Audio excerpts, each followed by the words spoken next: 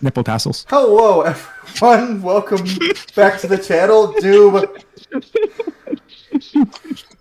You know what? Just for that, you have negative inspiration. You have disadvantage on your first roll of the night.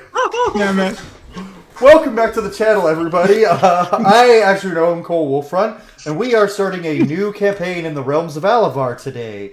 This is, unlike usual, this is not a mini campaign. This is going to go till we're done kind of campaign. So until these guys beat the BBEG, we keep going, or until they all die, one of the two. That won't happen, don't worry. I hope not. Why would that happen? Die in a Cole Wolfram campaign? No. I've only ever permanently killed one player character, and that was because of plot. Anyway. Welcome back, everyone. Today's campaign is going to be called Blood and Divinity for reasons we'll get into as the campaign goes on. But before we set the scene and everything, I'm going to go around and everyone's going to introduce themselves, drop where people can find them, and also just give a little brief overview of your character. No spoilers or nothing, just what your character is. Starting with Doob. I knew you were gonna.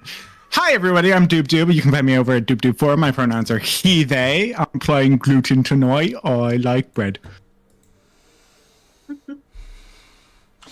Yes, he's playing a character named Gluten, who was once a baker, who likes bread. I'm still a baker. Yo, let him cook. All the treats Let me on our bake. journey. Let him bake! Let him bake! Let him bake! Alright, Mist. Oh goodness. Hi, I'm Mystic Twilight. My pronouns are she, her. You can find me on Mysteries Inc. on TikTok and Instagram. And I will be playing Pasha, who is a human changeling of sort, but she is currently residing with her parents as a dragonborn. Alright. Caleb! Hello, and welcome. I am Caleb the Bard on all socials. I also am a DM and player on the Strangers Guild. Catch me and a bunch of other people over there on all social media. Tonight, I will be playing Beau Capri, a high half-elf.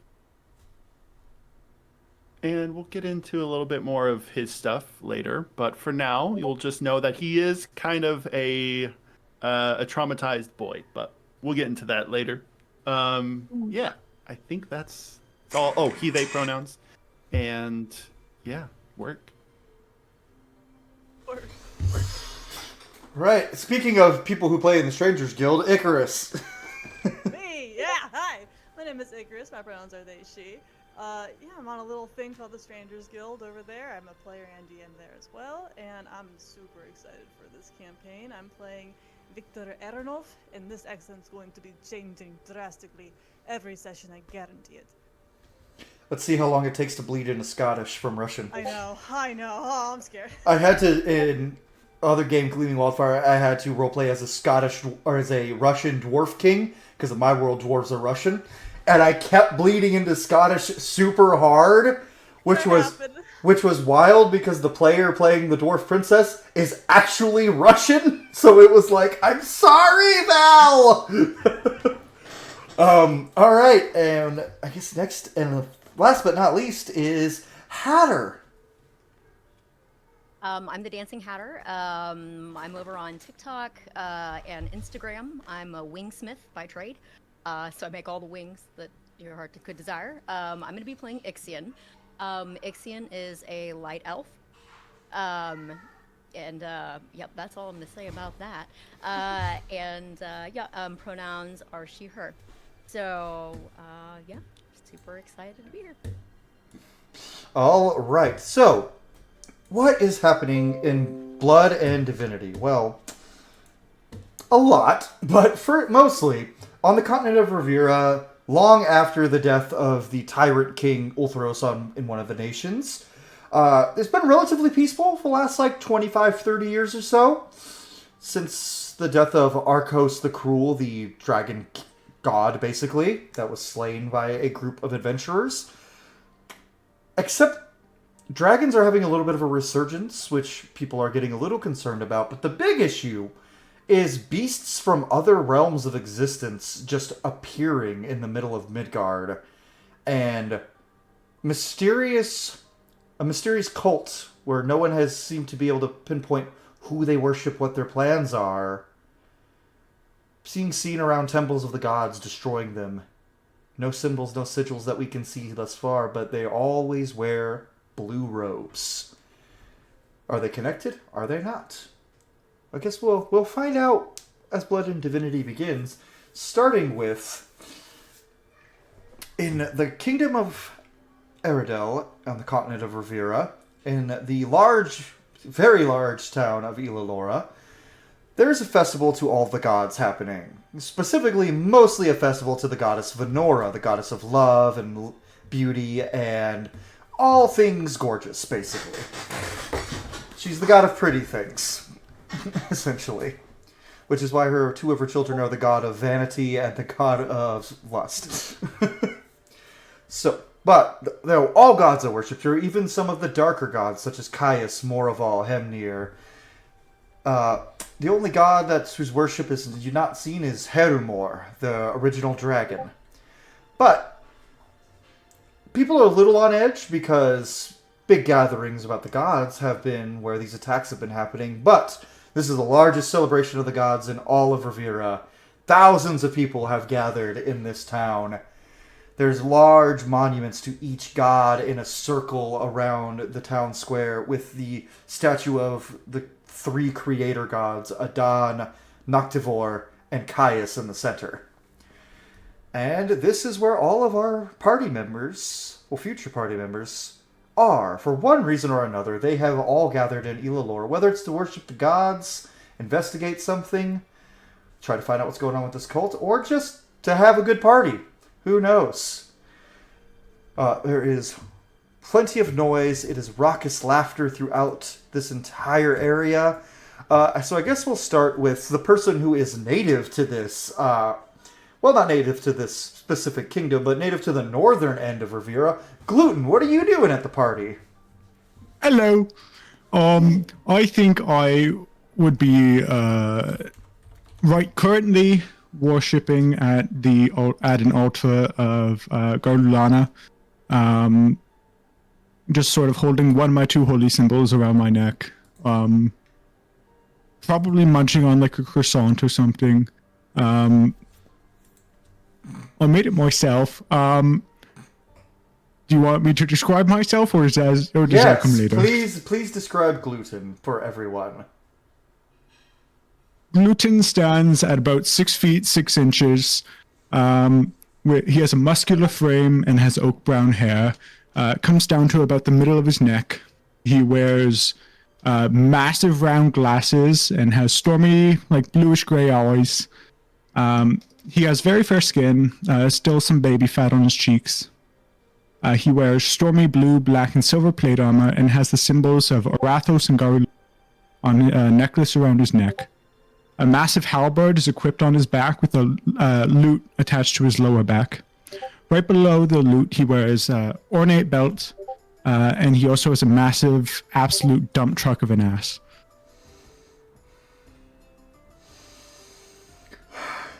He tries to escape his enemies, but the clap of his ass cheeks gives them away every time.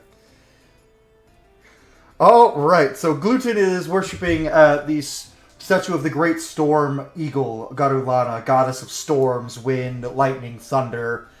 And he's sitting there worshipping at this altar with... There's very few people at the Garulana altar you actually will see. I don't get it. She's so fucking cool. With that, a local of Eridel, Bo. What would Bo be doing at this festival? Bo would not be making himself known. He would not be worshipping at any altar. You would actually not be able to see him for most of it. He has a hood over his head at the moment. Very silent, just kind of giving a little bit of kind of paranoia, right? Kind of on edge based off of the recent events, activities. If you did catch his eyes, you would see like very piercing, very traumatized, high elf, fair skin, long black hair, usually tied up in a ponytail or kind of like just kind of messily fallen down. White and black armor and a very gnarly white long sword. People think that it might be magical, who knows? But he gives a very eerie energy, and like if someone makes eye contact with him, they look away and they look back and he's gone. So he's kind of just doing a bit of a lap around the festivities, waiting for something to pique his interest. On that note, you lock eyes with someone interesting, Bo. You lock eyes with, and this is the part where Hatter can describe Ixion. Okay, so Ixion is probably in the very center of the dance floor. And not necessarily dancing in any way that fits in, but is definitely super excited to be there. Ixion stands at about 5'7". They them pronouns, and they have one purple pink eye and then one stark white eye. And they actually have like robes, like everything kind of looks like it shimmers, but as they move this way and they move that, it's almost like there's like a holographic feel to like halo around the edge of them.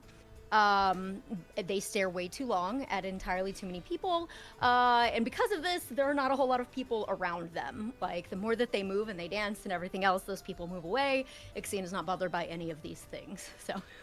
And, Bo, as you do briefly lock eyes with Ixion, something feels, like, familiar. Like, they definitely look like an elf, but I'm gonna need you, due to your mother's heritage, to give me a religion check. Yo. 21.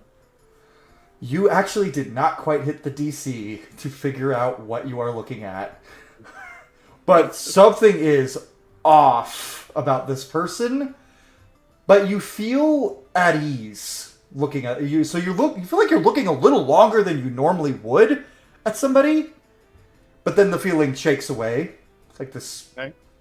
So, however you want to roleplay that as Bo. I think seeing Ixion, I don't recognize them, is kind of what you're saying. Yeah, you don't recognize them, but something about them feels like a childhood story come to life kind of thing. Ixion, you see Bo drop the hood and actually join in the dance a little bit. Not as enthusiastic as you are appearing, but he would probably in a typical Aradel fashion just kind of give a standard dance, just to kind of suss you out, right? To kind of see, why no one is around. But yeah, there would be a moment of like intense grimace, but then he would drop that and actually give a kind expression. Hello there. Mind to dance? We can dance. You don't want to dance though, do you? I tend to avoid it if I can. It's interesting. Yes, we should do that. So Ixion is going to reach for Bo's hand, if that's okay with you, and like immediately like drag him to the center of the floor and turn around and be like, Okay. are we dancing now? Yes. We are dancing now. This is reminding me of an interaction in Mass Effect 2 where Shepard goes, "Hey, I'll dance next to you. If you want to feel like we're dancing together, feel free." It's just like this. But sorry, keep going. Oh, you're good. You're good. Bo is a little taller. Not super tall, but he would let you kind of lead a little bit. Just kind of following your movements. You would see that he is actually really light on his feet. The dark brooding energy would kind of subside a little bit, and he would just kind of take a few measures to kind of figure out what your dance is. But he catches on really quickly, and would just kind of like do kind of half the energy that you were presenting, right? Like doing the dance with you, but not as like intense, if that makes sense. Okay, so so Ixion would probably like still holding on to his hand, but like raise it up in an awkward fashion, not in the way that you should when you're dancing with somebody. But it's like we're holding hands now, and so imagine like oh my gosh, Ortega, oh my god, help me, in Wednesday. So like sure. some very awkward, and then when the more that you match their energy, they'll kind of pick up on it and seem to glow brighter. Yeah, so Ixion will lean in and say, "You're trying very hard." I suppose I am. He would not realize how much he's kind of getting into the music. He like kind of getting distracted by it. Something you would realize, Ixion, at a certain point, Bo wouldn't realize this, but you actually have moments where the dance is so light you actually levitate a little bit. Bo isn't kind of aware of what he's doing, but there's like a telepathic element to the dance that y'all kind of take up a good 6 inches off the ground a little bit, just kind of as he is getting into the music. You have magic. I don't know what you mean exactly. Well, normally people walk on the ground. You've chosen not to walk on the ground. I don't know what you're talking about. You would see his feet kind of like almost with a sense of urgency, like get back into the dirt. He kind of drops his hands. You must be mistaken. I'm never mistaken. No. Why would you get rid of good things?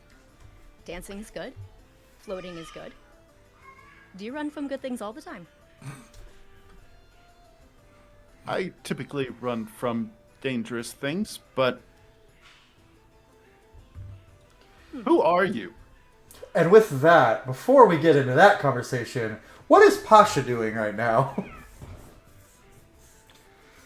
We'll come back to that conversation, but that could go a long ways. So Pasha is pretty much just hanging out by like the walls of the party. Like, you know, she's just trying to stay out of the way.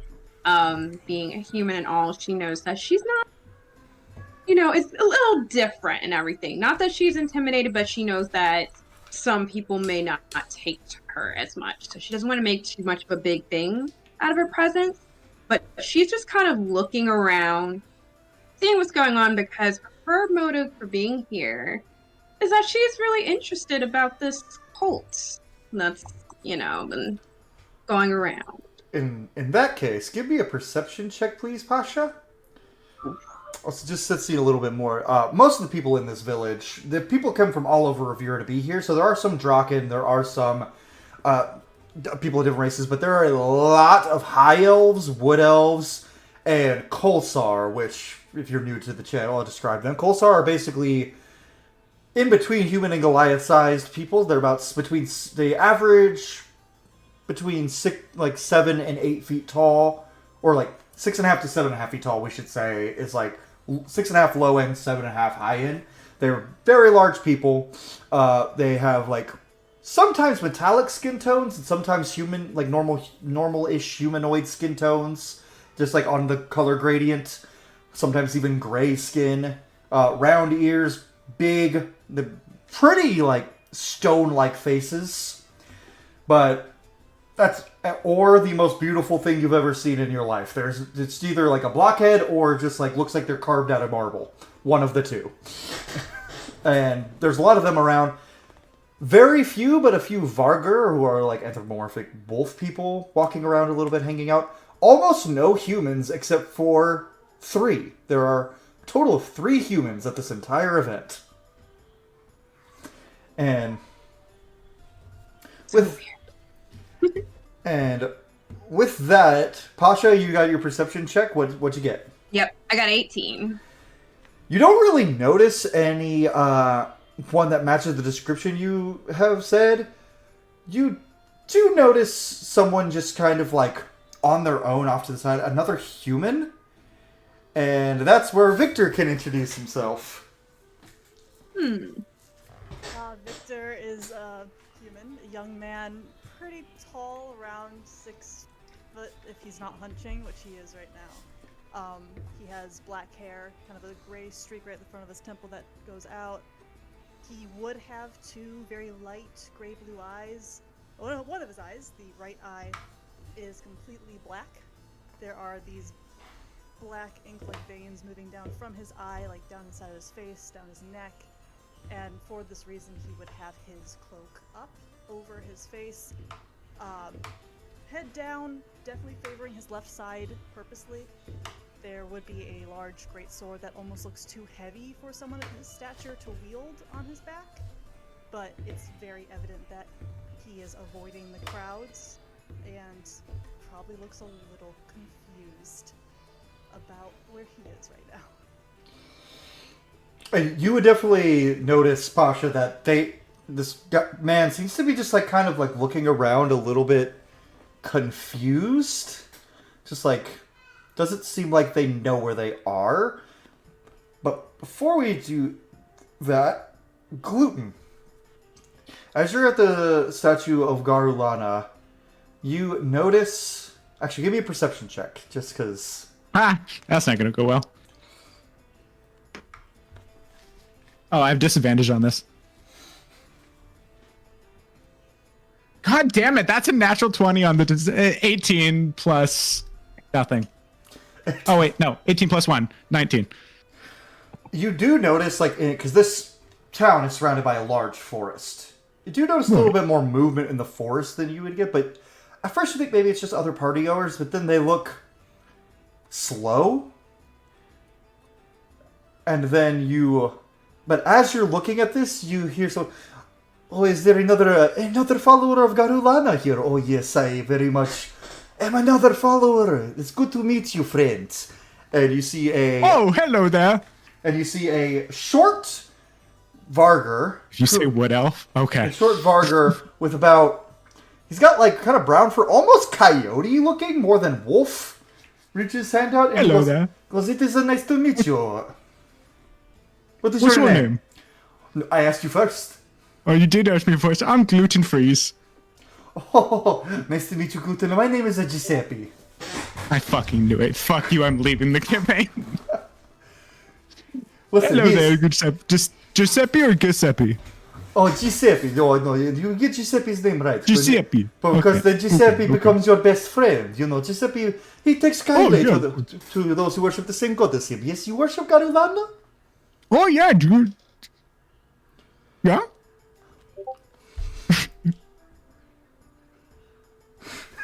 Yeah? He's just pointing up at Garulana and going, yeah? Of course, yes, I do worship Garulana. Of course, I tend to favor the prettier of the gods, personally, and I think she is gorgeous in her own way. Of course. Well, what do you do, Giuseppe? Oh, Giuseppe, he is a proprietor of many things. I run the bar in town, I also run the bakery in town, I run the brothel in town, I I'm run a lots of baker. things. Oh, you won that? Oh, I'm a baker. Yes, Giuseppe is a purveyor of all kinds of buns. Do you need, Gluten's gonna reach into oh, I do like that. Yeah, Giuseppe, I'm not Giuseppe. Gluten's gonna reach into, like, a bag on his side and go, what's your favorite type of pastry? Oh, I do favor owlbear claws, you know, because they're nice and big. Yeah. And you can play Gluten's with gonna them. pull out an owlbear claw. Oh, and it's like massive in his hands. It goes, It's huge. it's like, oh, you make this for people your size, don't you? Giuseppe's Oh, like yeah. 4'8". No, I know, he's a short little bitch. And he goes, well, Gluten, maybe perhaps you come by for entertainment later and come by the... I was actually gonna maybe... Do you know if the band needs more players? He looks over at the band, which is mostly run. It is a Draken band. All of them are Draken dragon people. Oh yes, that is the band Imagine Humans. They could always use a good... I'm a human. What? Gluten's gonna... pleasure meeting you, Giuseppe. I love you already. I think they imagined me, so I'm gonna go and talk to them. But it was such a pleasure meeting you. Wait, That's a magic pastry, by the way. wait, you're human? Yeah. I thought you were just a very short Coulsar. No, I do have some Coulsar blood. My great-great-grandfather was a Coulsar. Oh, so you're a little Coulsar and a lot of human. That's why my butt's big. Yes, and Giuseppe does appreciate a fine set of buns. Now, Hey. Glenn's gonna hold his hand up for a high five and then realize and then sort of put it down. he'll high five and then he will just go. Anyway, must return to giving out my goods to the peoples here. If you would come by, whether you want to survey the buns at the bakery or the buns at the brothel, up to you. And he just walks away. Probably the best. Okay. Glenn's gonna walk over to the band and go, and once they finish the song, he goes, hello, would you guys need another player? Because I could join you if you'd like. The guy, the front man, flips his hair and goes, yeah, bro, what do you play? Oh, I have this loot. It's magic. I like magic. Yeah, sure, whatever.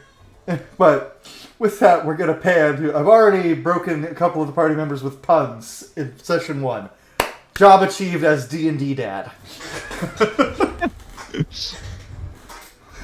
There will be lots more bun puns with Giuseppe's in there. I'm taking this as Icarus is very easy to make laugh. Stupid fucking character. Ask Caleb how frequently I break character. It'll be fun. It's fun. Hatter's also Don't worry going nuts about down there too, so... Yeah.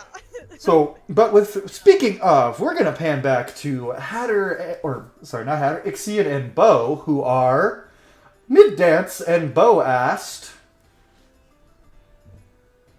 Who are you? Really? Ixion, really? Who are you, really? Well, I'm Bo Capri. I always thought it was interesting you had to have a last name. I'm just Ixion. Perhaps I should make up one. I'm Ixion Smith. Smith, do you forge? I hate it.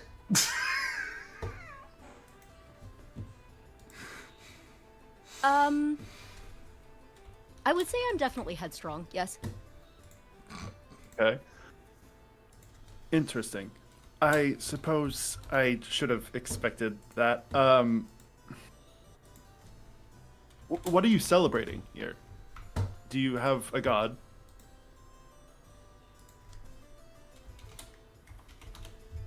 I do. You know, you've asked me a question that I don't think I know how to properly answer.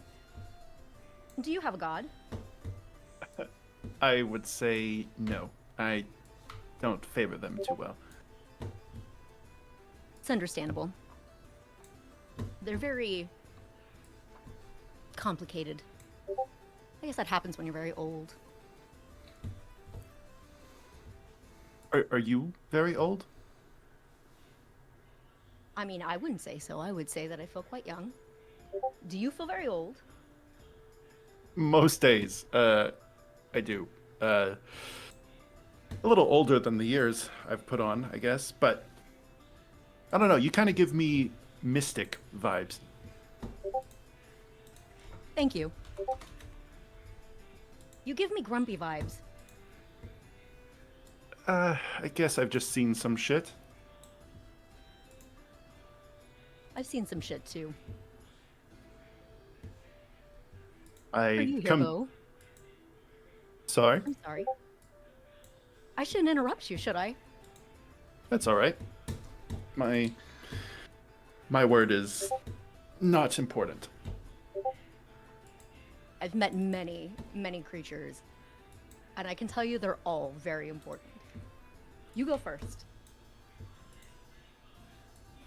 I am a commander in the armies of Eridel. I come from an elven line that I don't know much about. And I tend to just try to fight for the little guy. Ixion looks around and then looks up. Am I the little guy? I don't know. You do seem a little confusing, but I don't know.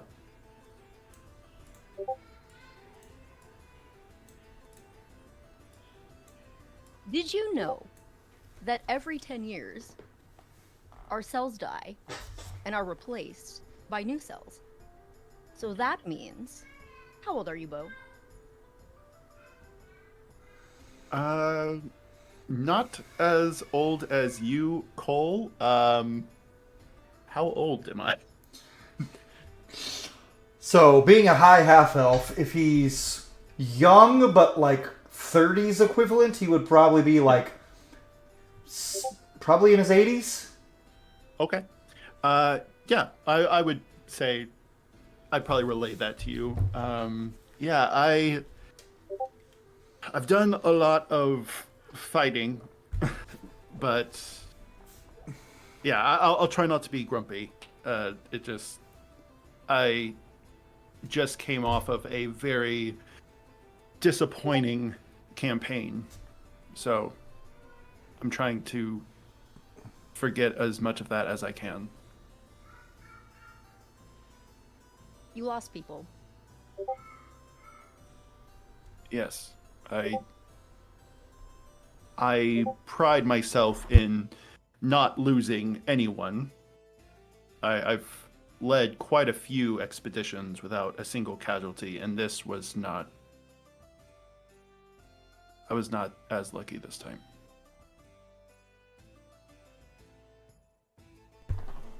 I'm sorry you lost people.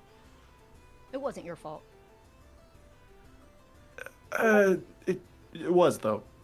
I was the commander. I was the one in charge, and I led them into an ambush. So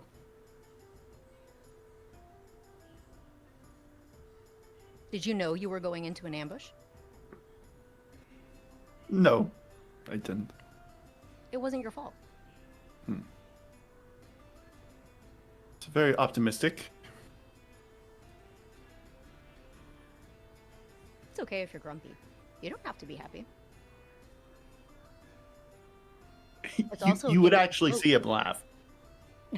Just okay, all right. Well, I will let the emotion dictate itself for the evening. Okay. I would look around. Do I see any of the others? You would see Gluten just like walk up to the band. You'd see this just giant human, like, who at first you also probably have the same thought. Oh, wait, that's not a Kolsar. Like, because you're more used to seeing Kolsar here in the kingdom than you are, especially you in particular are very used to seeing Kolsar. So you would be able to tell that he's not one. You also do see. Actually, that's all you see for now. But you see Gluten get up and roll me performance check, Gluten, for what you're singing. I got you. Can I get an advantage on this because there are now 4 glutens singing and dancing around as I cast Mirror Image? Sure. Beautiful. I love you. That is 28. Yeah, he's putting on one heck of a performance. When you wake up next to him in the moonlight.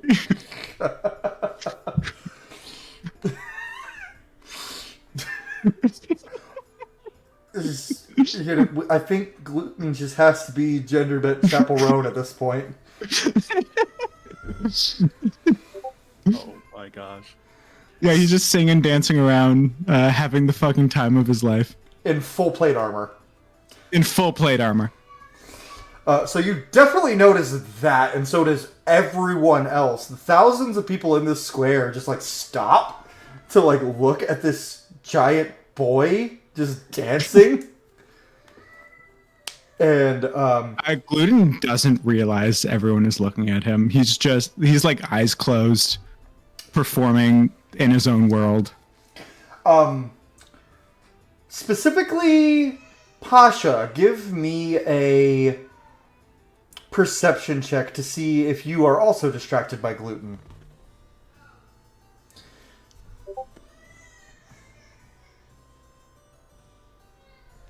You're muted.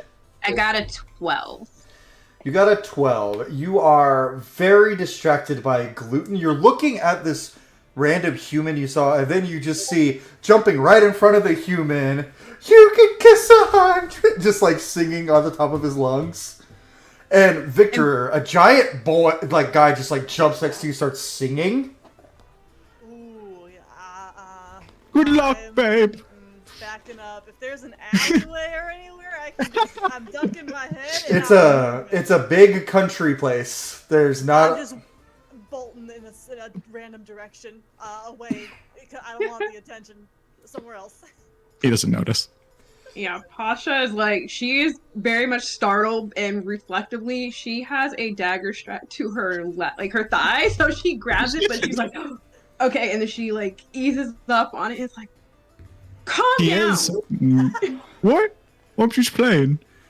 As everyone's eyes are on gluten, you guys hear a cracking noise.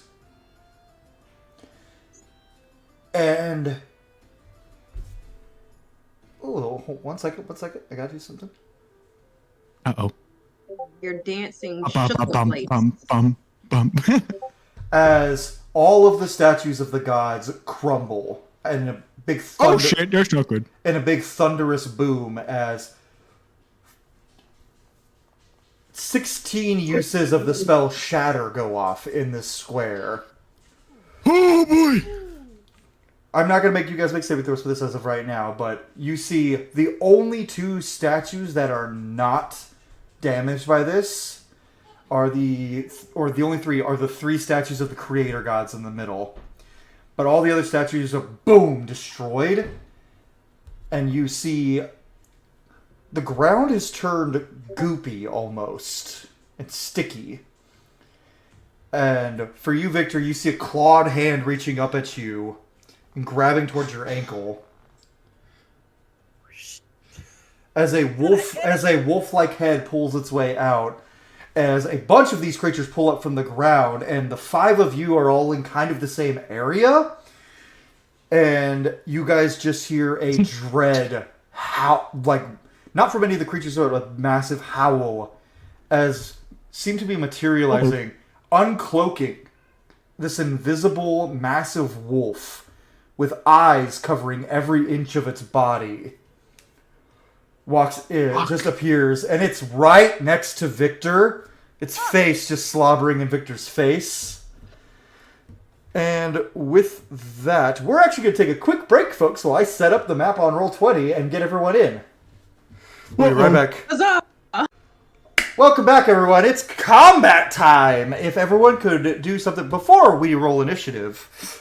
As the big thunder waves went off, they all got out of it in certain ways. Ixion waved their hand and seemed to phase out of existence for a split second. Pasha just backflipped out of the way. Gluten went, ha! And one of his mirror images exploded. But with Bo and Victor... And actually, I would like Pasha, who is looking at Victor, to give me a perception check to see if you notice this. Oh no, an insight check. Alright.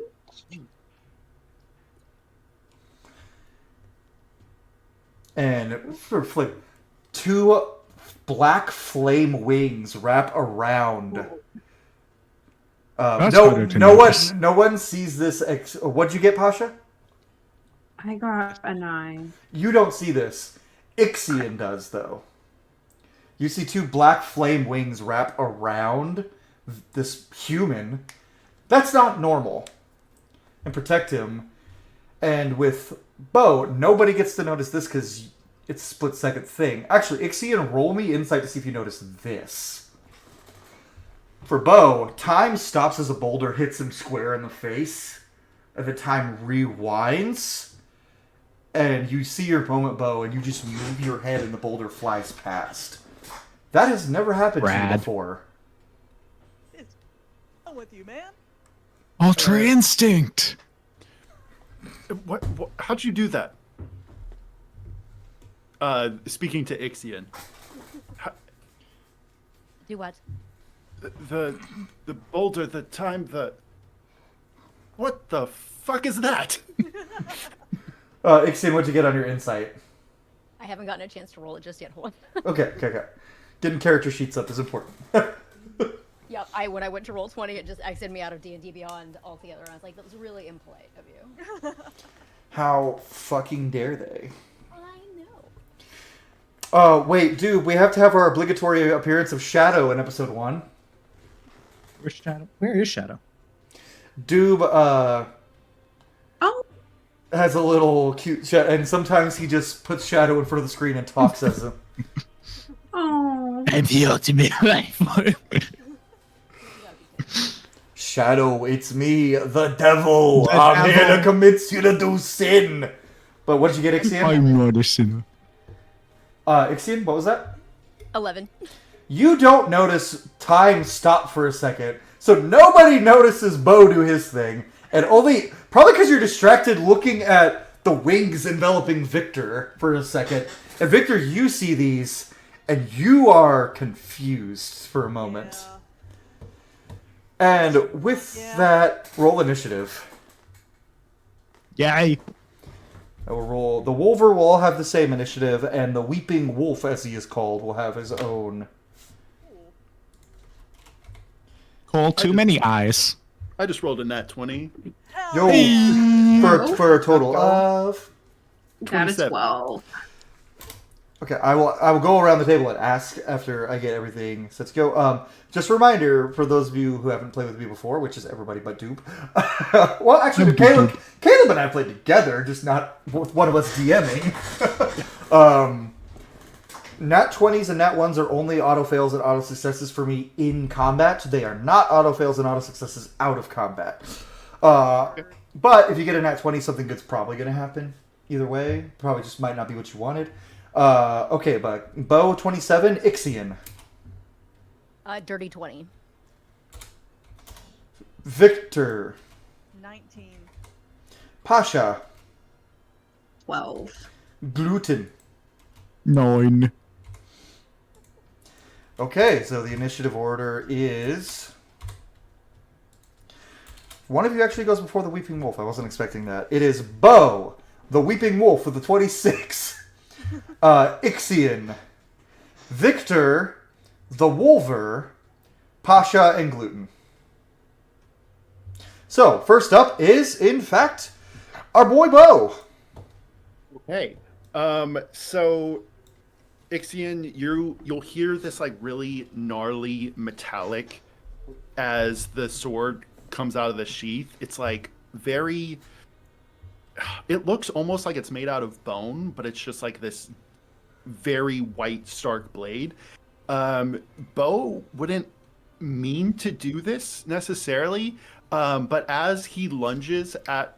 Just looking at the map here, just as he lunges at the wolf, you're gonna get like shoved back. There's this like almost telekinetic just force that kind of like pushes you away from the wolf, like essentially looking at the map here, just trying to kind of get you out of the way as he rushes this thing. I'm gonna take a swing at it. Okay. I don't know what I need to hit, but I rolled a 15. That misses. And you're going for the big guy? Yeah. Did you move right up there with him? Yeah, so I would probably, right up here next to Victor. I don't know if I saw the wing shit. You did not. Bo would probably assume that this thing is too much for anyone to handle, so there's going to be a sense of like, okay, I guess I have to just swing at this thing. Do I have another action? I don't think I do. Oh wait, I have 2 attacks. Hell yeah. If I go for the swing and I miss, you're going to see him look to you, Victor. Hello there. Can you handle this? Can I handle the wolf? I mean, can you handle yourself? Like, Yes, I can handle myself. Can you? duck. And he's going to swing. He thinks he's going for a blade attack, but it's actually going to be firebolt. As he's going to swing with the blade, and a white flame is going to come out the edge. 22 to hit. 22 to hit. That does hit. Okay. For 18 fire damage. Yeah, Bo isn't really aware of how he's doing this, but like as he swings over you, Victor, the flame just kind of makes impact on the side of this thing, probably not taking it down or anything like that. But yeah, just like white firebolt, just. And that will be my turn. He is going to kind of get into like a brace position, as like kind of, holding the blade and his shield, just kind of trying to make sure he can protect you if you are a little too overconfident in your ability to handle yourself. But that's his turn. Yeah. So you hit this wolf, and there's one spot that didn't have an eye. It was the center of his forehead, and just the massive, disgusting eye opens in the middle of the forehead, and that eye looks directly at Victor. And I'm going to roll something here. In your mind, Victor, it says, "She calls you." And it's going to cast Dominate Person. I'm going to need a charisma saving throw, Victor. Okay, that's fine. What did you do? Fuck you, natural 24. So you feel like the presence of something else besides this wolf for a moment, but you break free of it. And it's kind of like, yeah, there's just a shake of his head, and if it's still in my head, just, do you want me to bring her out? And it just kind of repeats, "Wrong person." And then it lunges forward, and it's going to do its second action, which is its multi-attack. 2 attacks going at Victor, 1 going at Bo. I have Sentinel attack, so I'm going to do that when it goes for Bo. Okay. But the first attack is on Victor. That is a 19 to hit. It will. Okay. This is a bite attack, so first for the piercing, and then for the necrotic. For the piercing damage, that is going to be 12 piercing. Heard. And 7 necrotic. Oh. Heard. Second attack is going to be a big claw attack. It's just going to try to swipe. That probably won't hit with an 11. No. Still on me or Bo? On you. Oh. On Victor. Then no. Final attack is going to be, its eye is going to turn to Victor, and it's going to cast Eldritch Blast at Bo. I rolled a 19 to hit for my Sentinel attack. That does hit. Does a 27 hit, Bo? Yeah. Yes, Good. it does. That is only 7 force damage to Bo. Okay. That was with disadvantage because you're point blank with them, so... Sure. And then the wolf is just going to look around at everything, and it's going to... I actually have to roll to see which howl it does, as it's end of turn 11 or higher. It's going to do its rallying howl. It is going to reach up and howl to the sky, and the other 3 wolfer with it now have advantage on attack rolls and advantage on saving throws until this creature's next turn. Cute. It's taken 15 damage, by the way. Okay. Very cute. It's a very cute wolfer. Here. Look at him, look at Can I him! pet this thing? You sure I can't just make friends with this thing? It'll be real slimy. Yeah. Ew. Oh, right. I'm trying to find the perfect music for this, and it's harder than you'd think. So, after that, that is its turn. It is now Ixian's turn. Stellar. Okay. How far? About how many feet away is Ixion from this asshole? Like if you see on the map, each like little block is 5 feet. So there's actually a ruler. You are 15 feet from him, 15 feet from actually all but one of them. Only one of them's 20 feet away. This is not the track I picked. Okay. So what's gonna happen is that yeah, we're gonna do that. So Ixion sees that the two guys up front are taking damage. And this is the first time that like an actual emotion is going to show on Ixion's face. And like they're going to burn a little red.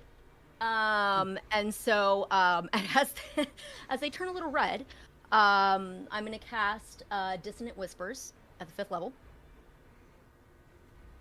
And Okay.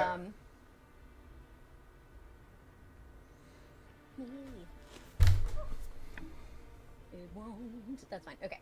All right. So, and Ixion is going to say, "You're a very bad dog, and you don't belong here. Get the fuck off the dance floor." God. Okay, what is the save? Okay. That's a good one. Yeah. Get Okay. off the dance floor. 3d6 damage. And then damage increases 1d6 for each spell slot level above 1. Yeah, but there's a saving throw to it as well. What's the saving throw? Saving throw. I'm pretty sure it's charisma or wisdom, but I can't remember off the top of my It head. is wisdom. Yeah, Okay. wisdom 15. That is a 19 on the die for a total of 24, so I'll take half damage. Silvery barbs. Natural So- 20, thanks. Silvery barbs again. No, I can't. You already used your reaction, you fool. I know I did. Oh, good. That means you don't have counterspell. I'm just kidding. I already don't have counterspell. You're too low level. But it's okay. How much damage was that? That is 3d6. So you'll need to roll that.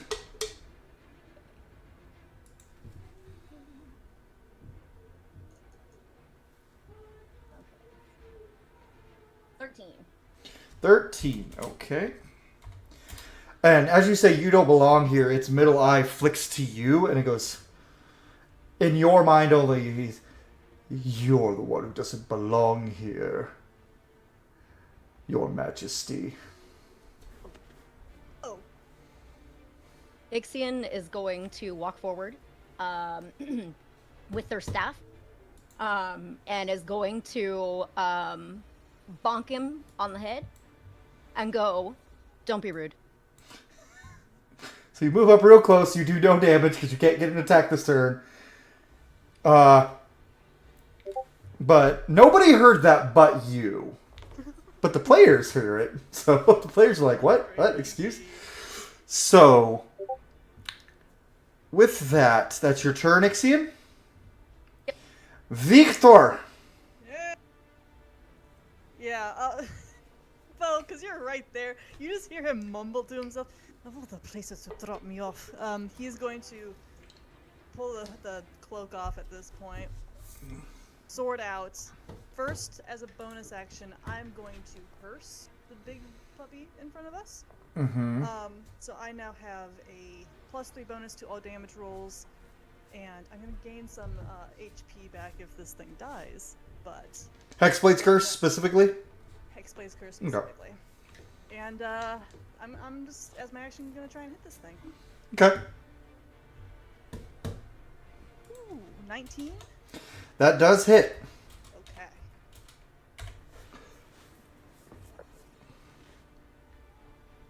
It's only 10 damage. Okie dokie. Yeah. That's what I do. Multi-classed, level 8. Yes. No double attack yet. Alright, so with that actually leads into the other Wolver's turns. And one of them is got advantage, so he doesn't need to move for flank. He's gonna be he's right where he needs to be. He's just gonna, like, snarl and his Pasha, and he's going to do his multi-attack. He's going to try to attack her 3 times. With advantage, so this first one is going to be the bite. Pasha's not flanked. They have advantage because of the howl. Oh, okay. Yeah. Sorry, my bad. Very good. So with advantage, that is a 16 to hit the first one. Oh, yeah, it hits. Okay. That's going to be 6 slashing. Second attack. I don't think a 12 hits, so... No. Third attack with advantage is... That's a natural 20. I should have saved Silvery Barbs. And that's going to be max damage. That's 4, 12. Oh my That's 24 slashing damage. Because the way I do crits is you double the damage total. Oh, she's mad. She's mad. Okay. Yeah. And then for the other 2, they're just going to gang up on Glooty Boy. Fuck me up, Cole. No, They- I got them where I want them. And they both get 3 attacks on you, so... let's Really see. quick. Yeah. They hit a duplicate for the first attack. Yeah, so it's gone. What'd they roll? 24 to hit. Yeah, that'll... Okay, one duplicate's gone. Second duplicate. They also hit a duplicate. Okay, second attack is... Well, that's 18 on the die for the first one, so that's probably going to hit with That'll a... hit, yeah. With a 22. Or Yep. a 23. So, third duplicate is gone. You only have 1 duplicate left. No, I'm out. Because you're out? one of them Oh, right. disappeared because of the shatter. Third attack. With advantage, that is a 9 to hit, so that one just glances off the titties of your breastplate. My tits!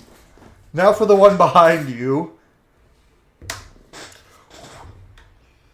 That is almost a net 20, but that is a 19 plus 5. That's another That'll hit. 24 to hit, yeah.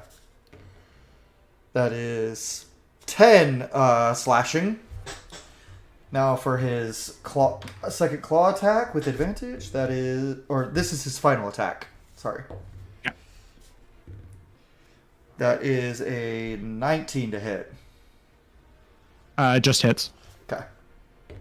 Oh, wait, no, this is the bite attack. That's a little stronger. That is going to be 14 piercing. And... Aha! No! Come back here, D8. And 5 necrotic.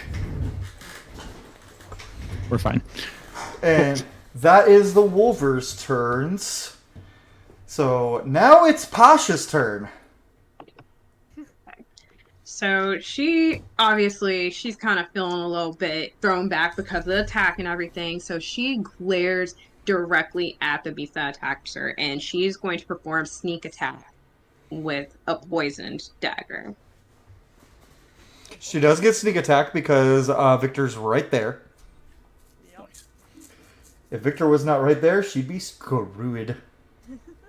Oof. And just to be sure, I rolled the 3d4. Yeah. Well, you got to roll the hit. You have to roll the hit first. Oh, from the poison, yeah. Gotcha. You got to see if you hit the thing first. Okay, I got carried away. Oh my gosh, what the heck? I did that wrong.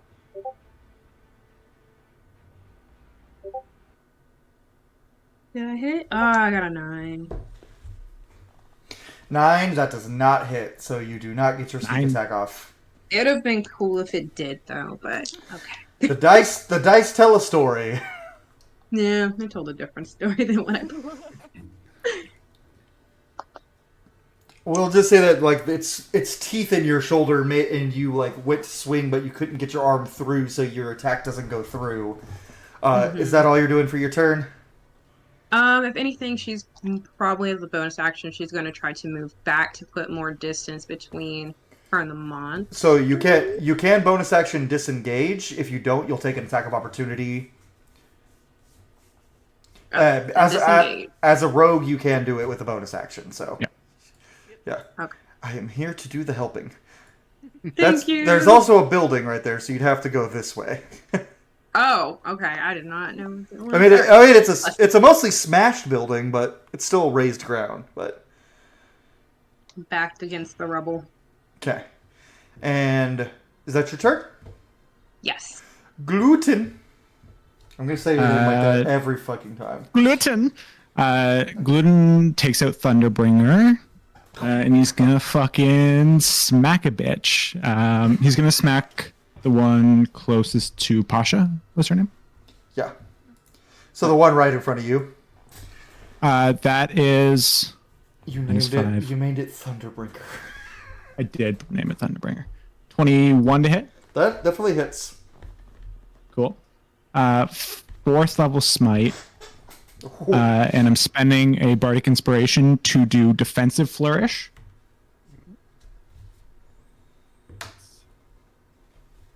For damage reasons, undead?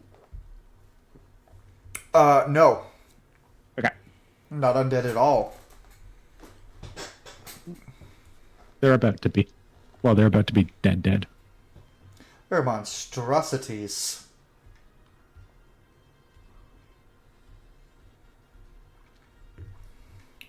A wolver is basically what happens when one of the Vargr gets corrupted and mutated and turns into a monster. Alright. So like Warwick. Kind of. Cool.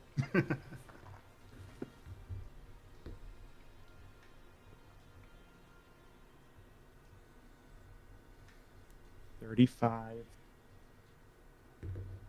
39 plus 10 plus 5 is It's dead. 40, 44, 55. It's dead. My halberd has the cleave property, so I'm going to make another attack against... You can only cleave on an enemy that is right next to it. There's an enemy right next. Cleave is within 5 feet of me. It's within 5 feet of the enemy that you just hit. Because that's how it cleaves. Otherwise, it makes no sense. You can't... That's not cleaving. That would be something completely different. Within 5 feet of the first. You're absolutely correct. Yeah. I read that wrong. Yeah. It's within 5 feet of the first enemy. I'm a barbarian maid. You think I don't know that? I know. All right. Second attack, also Great Weapon Master. That is a natural 1. All right. Pasha's within 10 feet of you. I need you to roll again to hit. Because you crit failed. That is a 3 plus 3. So, thankfully, you crit fail so bad you swing, and your halberd goes right in front of Pasha's eyes because you missed your attack on Pasha as well. So that's how sometimes I will do nat ones. And then bonus action, Polar Master. I'm really sorry. And then turn around and smack the Wolver in the face with another Great Weapon Master. That is a natural 20. Okay. They're your target, not me. I know. Is nat 20. Do I get anything on a nat? Other than a crit, no. This wasn't my last attack. Or attack. I get another attack, but... Oh, itch behind my ear. Okay.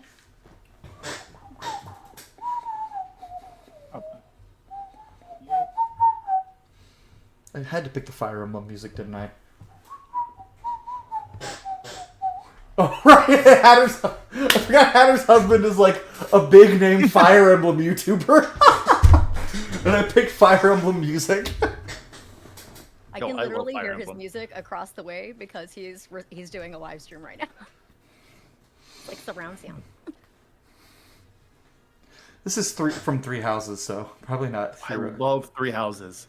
This is Oh my God. This is the battle of War of the Eagle and Lion, like the big reunion fight. This is a cover of that, because if it's not a cover, Nintendo will copyright strike me. But if it's a cover, they won't, because Nintendo's weird. Like 86. that. He's dead. 86 points of damage on the. Oh wait, sorry. Minus another D8. He's that dead. was- You hit him. 82. You hit him in the face so hard, his jaw just up, and he falls down dead. Puppy. And then for my movement. But you do notice, as you hit him up like that, and his neck breaks, something is in his neck, and a tentacle towards you. Brad. I need you to give me a dex saving throw. That is 18. That is enough. You just as the tentacle, No. as you see it like convulsing with necrotic energy, and then it withers and dies. Brad puppy. I have a movement speed of 40 right now because I just used flourish. I'm gonna get over. We'll call it here.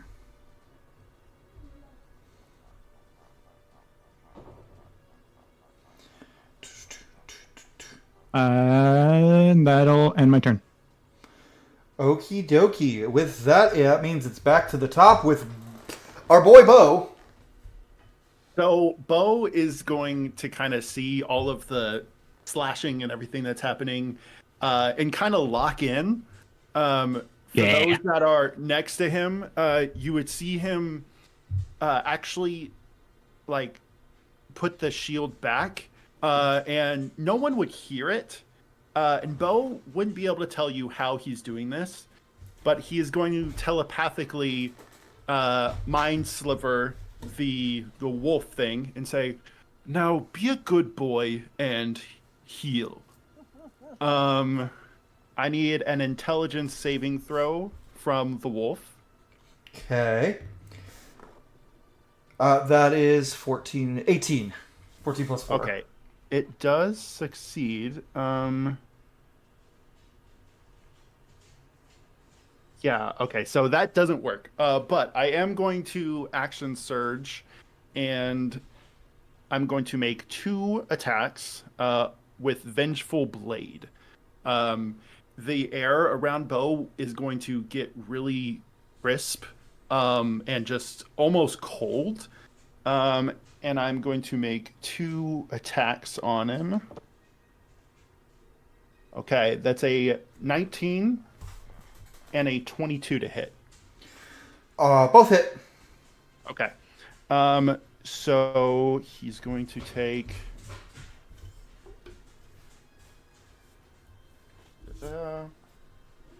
That's 14, 32... So 14 necrotic damage.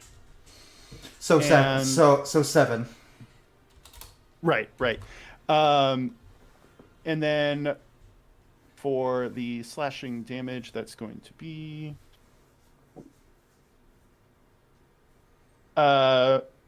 16 slashing damage. And then if it attacks or uses a spell until the end of my next turn, he's going to take necrotic damage. Okay. And I'm going to actually use my bonus action to bait and switch with... Ixion. I'm going to switch places with you just to kind of make my way that way to try to draw its attention. So I'm kind of going still in range of the wolf, but I'm trying to get him away from everyone else. And that is my turn. Real quick, Icarus, did you get the message I just sent you? Respond to that real quick, please. That's not what we want to hear. I was looking at my sheet. So, it is now the Weeping Wolf's turn, and it's going to put its attention towards everybody. Okay, cool. And which is kind of funny considering what's about to happen. and it's going to... One of its eyes is going to dart to each and every one of you, and the middle eye is going to center on Gluten this time. And it's going to go... What is it you fear, boy? Oh. You're pretty gross, so... I know what it is. I know what you want. And then it's going to show you an image of the burning home that you came... Your home. Oh, my house. And simply just a man standing in front of it.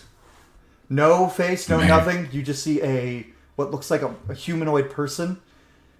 And as the person turns, the beast goes, can't give you everything, but she can. And I don't know who you're talking about. And then he's going to open his mouth wide up to the sky in a little orb. And it is going to cast a little homebrew spell. Chaos Chain Lightning. No! Which is going to be targeted at Gluten. No, it's not. Yes, it is. The hashtag gaslight your DM. It can hit, and it will... This is its only action for this turn because of this. So, everybody needs to give me a dex saving throw. Because they are just enough bolts. Yeah. It does take 14 necrotic damage Okay. from my vengeful blade. Dex saving throw, huh? Dirty. It attacked its own guy too, right? Okay. Right. No, because it can choose its targets. I know. So, Icarus, what'd you got? Dirty 20. Okay. Pasha? 8. Oh, I'm changing my dice next time. Ixion? You're muted. I noticed. Oh shoot! It go. Oh my god! What's the one? I'm not alone. A nat one? Hold on, wait. No, it's a 3. Okay. Well, no, it's in combat. That's a nat one. It's automatic failure. No, a mother. Y'all are in I combat. got a 1. No. Bo? 24. Okay. He's a dexterous boy. Gluten? A slutty little 20. If you got above an 18, you passed. great. Oh, yeah. So 3 people passed and will take half of this damage, which I'm doing on D&D Beyond because it's too many dice. Fuck you. Everyone else will take full damage. I'm casting Hellish Rebuke. Yeah. That's fair. Okay, let me get this.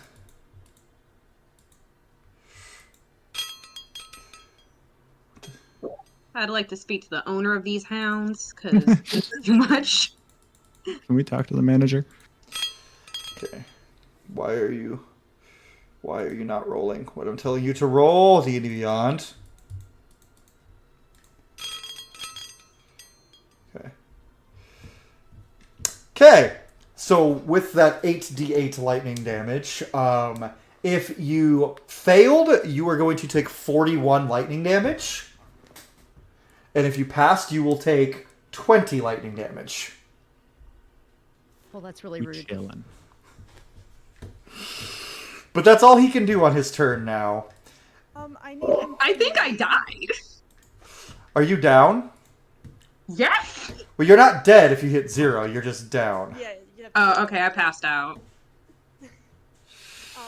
Wolf needs to make a dexterity saving throw for my Hellish Rebuke. Okay, hold on. That's a 2. Yep, he is going to take Well, it's really like a 10, but still. 17 Fi- fire damage. 17 fire damage. Math is a wonderful thing. Just trying to figure out math. Okay, yeah, I just got your message back, Icarus. We're on the same page. LOL. Fuck! As long as you mean that seriously and you're not inside like, I hate this! No, I think it's funny. Alright, so So with that, that is its turn. Now it is Ixian's turn, and then Victor. So, Mist, on your turn, you will be making death saving throws unless someone heals you. Okay, this is new. How do I do a death saving throw? We'll get to that on your turn. Okay, so can you talk to me about Quicken Spell? What kind of how does that work? Oh, so how it works in general with a sorcerer in my game is you can always cast 2 spells per turn if it's an action and a bonus action, but it has to specifically say bonus action. But with Quicken Spell, you can cast 2 spells that say they're an action as an action. So like you could go Fireball, Quicken Spell, Fireball. Nice. So does it need to be the same spell twice? No, Or can it be any other action spell you want. cheeky? Okay, all right. Sorcerers are fun. I'm super excited. Okay, all right. I'm so sorry, Mist. I didn't mean to almost kill your character in the first combat. Okay, can you tell me how many hit points? No, you won't. You're not going to tell me how many hit points this big ass mofo has, Nope. are you? Nope. Okay, all right, that's fine. I'm gonna cast Vampiric Touch. Okay. That's necrotic damage, right? Yes. Okay, just... Necrotic damage. 3d6. And It's a roll to hit first. okay.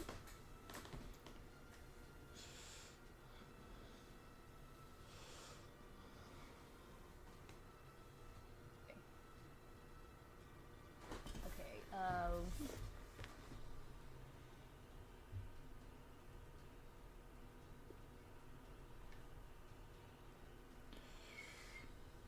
come on. Okay.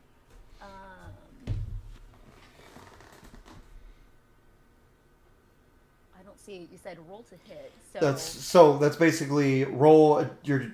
You should see a plus to hit. You can roll it on D&D Beyond. You should just be able to click it and it'll roll it. 10. 10? That misses. Okay. Well, Quicken Spell. Because we're gonna die. All right. Y'all are doing better than you guys think you are, I think. I'm down to like 15 hit points, and I know how I roll. So, okay. All right, we're gonna try this again. Okay, we're gonna do Vampiric Touch again. Okay. Roll to hit again. Mm-hmm. Please be polite. 25. That definitely hits. Now roll your damage. 14? 14. Halved to 7 because this thing is resistant to necrotic damage. Dude. It's the only thing it's resistant to. Okay, Ixion is going to it's almost like a level up, and then it kind of like shrinks down again, and Ixion's gonna turn and click their teeth and go, "How am I supposed to live, laugh, and love under these conditions?" This entire campaign is just gonna be Hatter quoting TikTok audios. I'm here for it. It's gonna be fine. So you still get half of the damage you dealt back, so you still get 7 HP back. You just did 7 and got 7 back. Fair. Because I don't think getting 3 HP back would be the worst case scenario, because that's what you would if you got the halved back. Is that your turn, Ixion? I think it is. Okay. Victor. Yeah. Bonus action, I'm casting Branding Smite. Cool. And then, So it can't run away and be invisible. That's right. How did you know what I was about to... Oh, because it was invisible in the beginning. Yeah. Almost like there's other DMs at the table who are like, what would I do with this thing that could... Exactly. It's like, what would I do to fuck with people? That's a 22 to hit. Yeah. Y'all have either gotten way above his to hit or way below. There's been no in between. Well, no, a couple of you had close and like just above, but no one's hit his AC directly yet. That is 32 damage. What type of damage? that is normal, and then the branding smite was the other 2d6s. It's fire, right? Or is it radiant? Radiant branding is radiant. Okay. Yep, radiant. Okay. So you smack this thing real good, and there's just a brand that looks in the shape of your sword at first, but then it becomes... The brand changes shape on its skin to be a sword with 2 wings surrounding it. Yeah. Looking back, do I see that Pasha went down, or is she kind of obscured by anything? If you look back, you see her lying on the ground, just like sparking, like she's still convulsing from the lightning. I think he kind of clicks his tongue and looks at the 2 people beside him, and she needs help. Yeah, I know. It'll be hard to get to her.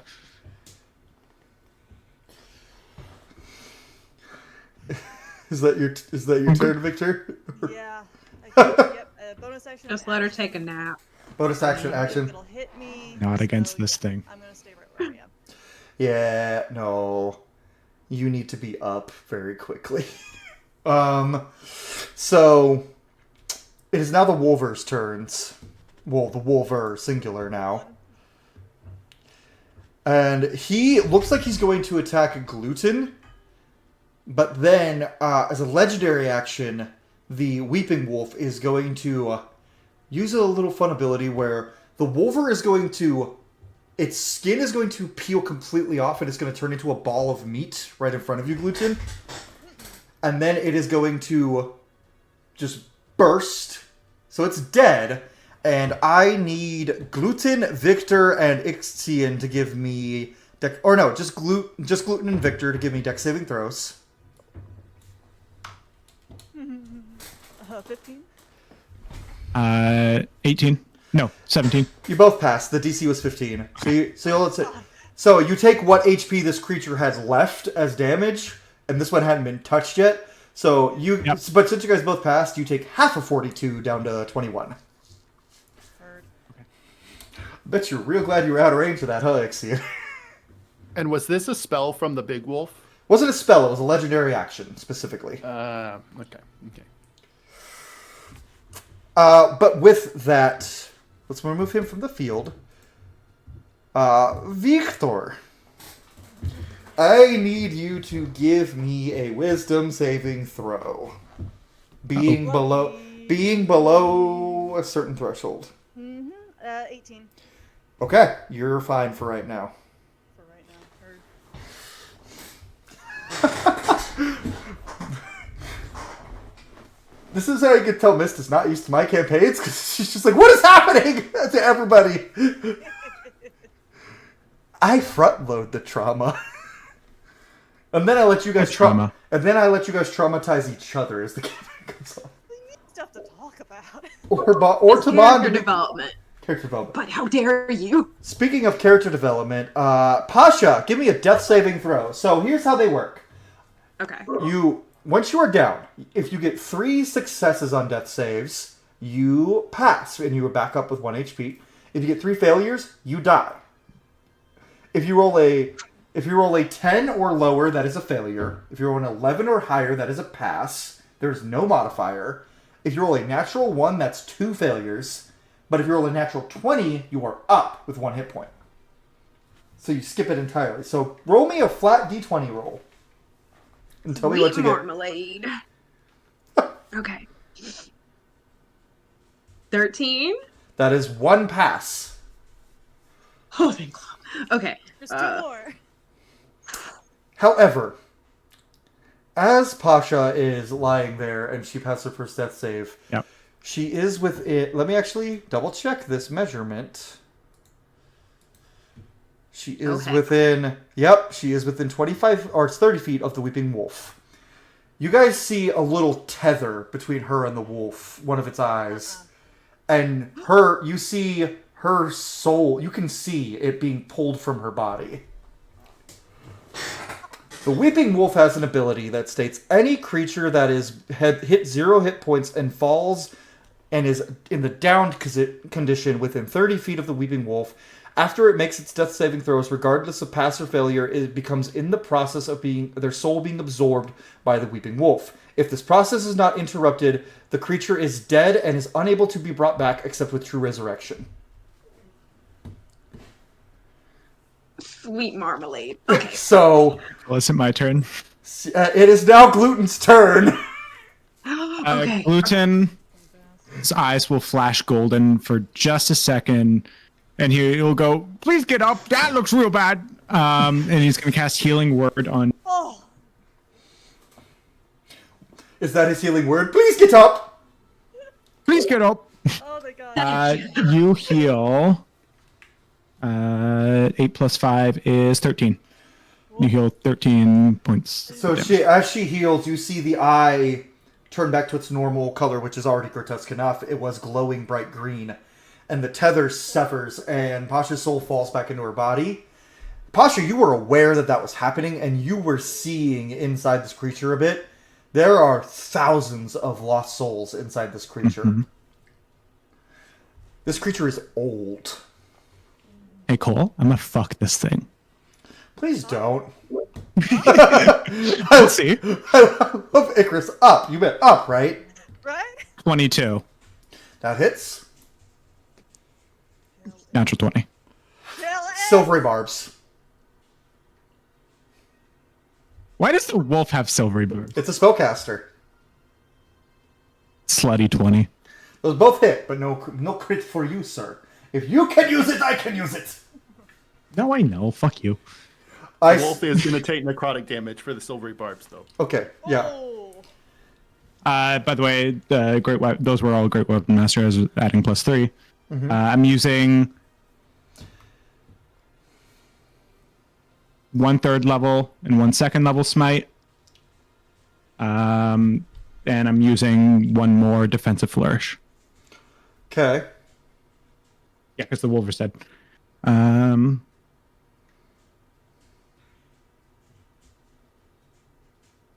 Did you drop in a nuke? Is that it? 1 more. You said it was only resistant to necrotic, right? As far as you guys are aware, yes. Okay. Don't Need me look to at- separate the damages if I'm not doing necrotic? Yeah, just in case.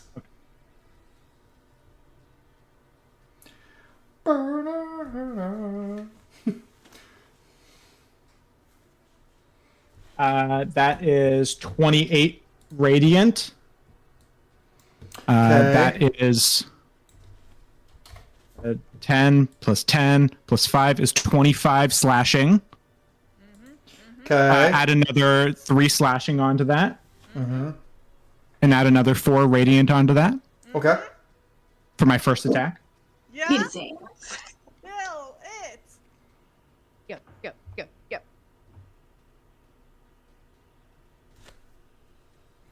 We'll see. 12, 20, 23 plus 15 is 38. And how much necrotic damage does it take, Bo? You're muted. You're muted, Caleb. 16. LOL. So 8. So close.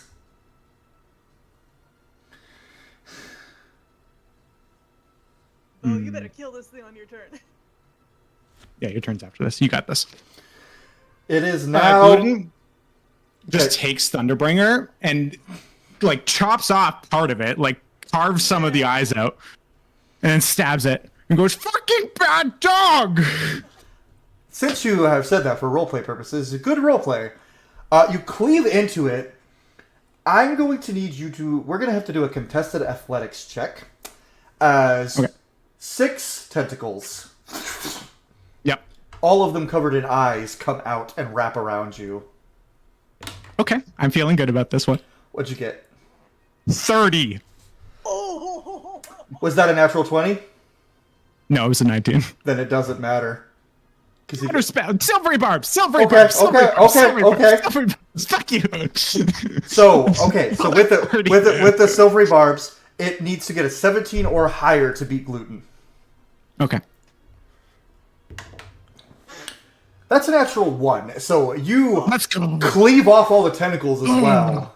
You spin your halberd. You pull a Lu Bu from Dynasty Warriors and just swing, and they're all just like on the ground with your Gluten's halberd. covered in blood. Should we just make glutens? You know what? Hold on. 1 second. Just so we can. What are you doing to me? Hold on. This is Gluten's new theme. Hold on. I need to Send do that this shit just for to me. fun. No. We're just going to... Hold on. I gotta find it. That is not bread. Oh. Hold on. God, I hate this thing. Just because I said that, I have to do this. I'm sorry. I know this is taking up time, No, but it's you're good. for the vibes. It's for the vibes. Do it for the vibes. It is for the vibes. Do it for the vibes. I have I to think do it that's on all my I can do on my phone. turn. This is Gluten's new theme song. It takes a Send it minute. to me. Oh, did you put in the... It's playing right now. Just hold on. It kicks in a second. That's the end of your turn.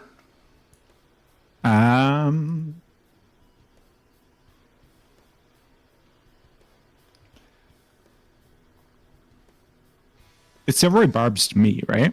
Yeah. Okay, it doesn't have its reaction then. I only picked this because there's a character in Dynasty Warriors who wields a massive halberd, and this is his theme song. It's also just a good battle theme. 7, 8. Who says you can't have electric guitar in D&D? Right? And and then Gloon goes, okay, I'm gonna walk away now. And he fucking books it. well, that's the thing. It doesn't have its reaction, but it does have its mythic action. No, it doesn't, because it hasn't died yet. I'm the DM. No, I know. Fucking go for it. I'm fucking with you. It's going to do gaze. This will be interesting how I phrase this. Gaze? No, I love gaze. not gaze. Gaze. Oh no. Doopy buys.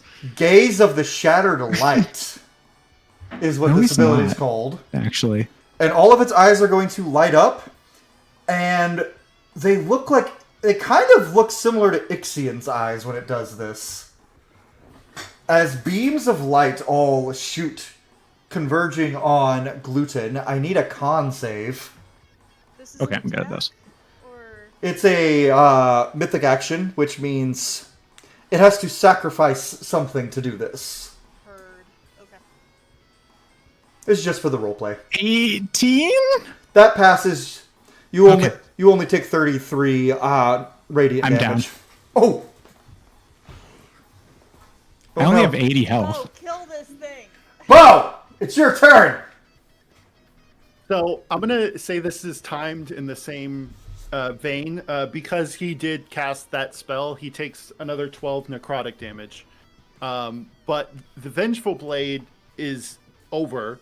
I'm standing. This is like a building, right? Yeah. Like kind of next to me.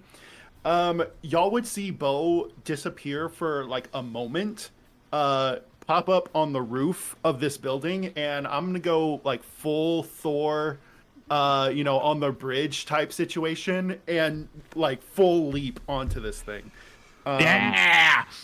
I'm Bum-ba-da-ba-now, using bum-ba-da-ba-now. Booming Blade, Yeah. and I'm putting just all of my physical and magic into this attack. Mechanically, I'm attacking 3 times, but it's just essentially just jumping off like full blade down onto this thing. Okay, so that's 3. So I rolled a 17 to hit, Misses. a 19 to hit. Hits. Silvery Barb's advantage to... Bo. Sorry, what's your character? Oh. Bow. Cool. Okay, so 19 to hit, 21 to hit, 24 to hit. All 3 hit. Just roll me all the damage. Fuck it Okay. up. Okay. Let's Here we hear go. those dice, Caleb. Okay. Here Oh, we go. since it's about to die, what was this thing at? We don't know. We don't know where it's at. It's true. Was it? Fuck. Joking. I almost had it. That's okay. How So- dare? The trend of Doob doing all the damage to the getting kill stolen in my campaigns continues. That happens. Yeah. That is literally happens every time. I did 100 something in one attack, and then almost got the. 32 slashing and 28 thunder damage. So as I come yeah. down, just So as he comes down with the blade, he hits right in the middle of the center eye, pulls down, and the body entirely splits in two, and all the souls burst from him. And they commingle into a small ball of light. And Ixion, this light looks extremely familiar. As the light then bursts.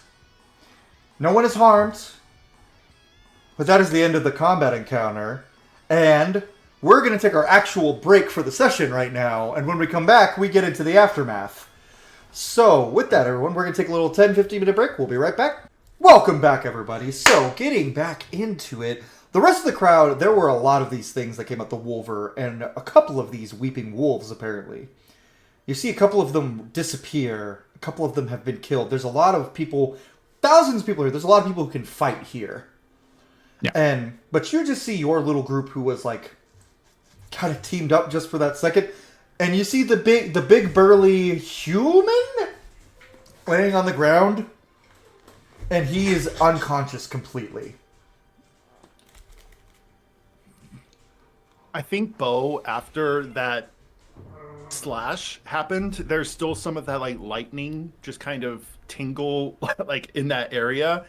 If anyone was to look at him, it looks like he moves like almost like he teleports to Gluten. Not really taking into account the magic all that much. He is going to give you though 11 hit points. As he's like, you brought the thunder, I bring the light. Hello. Good I'm job. alive. 11, you said? Yeah, Okay. you got him pretty good, friend. I hit things real hard. Yeah, that was. Hi, I'm Gluten. You're okay. I'm Gluten. He's gonna like grab like the dap. Yeah, whatever, yeah. The Roman like. He's no, doing the Arnold and the one guy in Predator. Yeah. Stanklin, Yes. you son of a bitch! There we go, just- Yeah. and I'm just gonna like pull you up. Hello. My name's Gluten. Do you like bread? I suppose I like bread. He reaches into a pouch and he's gonna hand you a Yorval coil, which is a cinnamon bun. Oh. Bo like takes a bite and it looks like he doesn't want it, but something that would become apparent to everyone, including Bo, is that he hasn't eaten in a few days. So it's Oh like shit. God.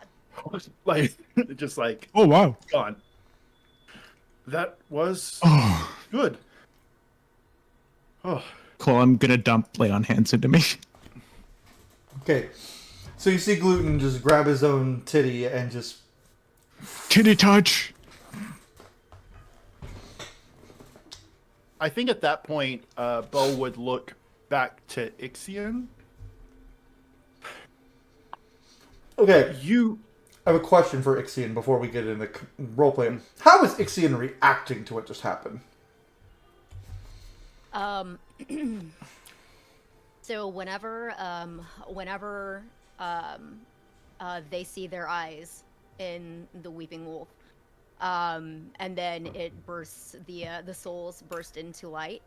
Ixion is actually goes paler than they already are, because light elves are unnaturally pale. And so they went incredibly pale, and turns to walk completely away from everyone without a word. So Ixion is trying to leave. Glowing person, do you want to talk to us? Are you okay? Do you need healing?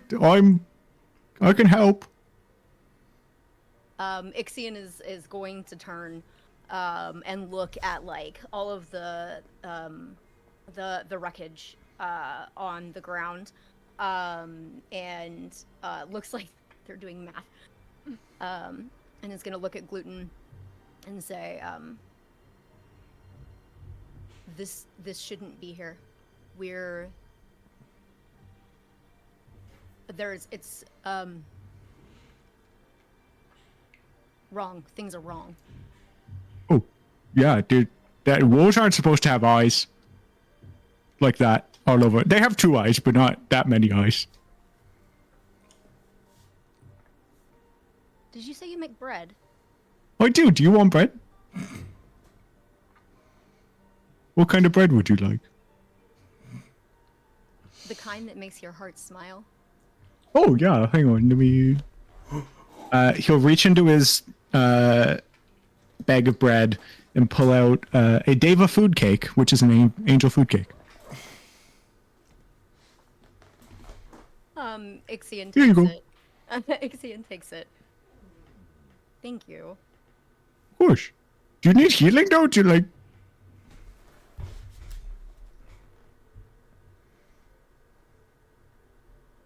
I think this will have to be enough for now. What's broken Okay. you can't fix. Oh, wow. That's deep. I just make bread. And you guys hear, as you say, is like an apparently music that draws wolves. As you see a I didn't... You turn Sorry. and you see a man about the same height as you, high elf, got a bow on his back, bald head. When you came into town, you met this man. All of you would have at least seen him. This is Ilaric Fainir. He's the mayor of this town. He just surveys around, and Ixion. Well, he does introduce himself. He goes, "My name's Ilaric Fainir. I'm kind of the mayor around here." And you hear the last name Fainir, Ixion. The person you're looking for uses that last name.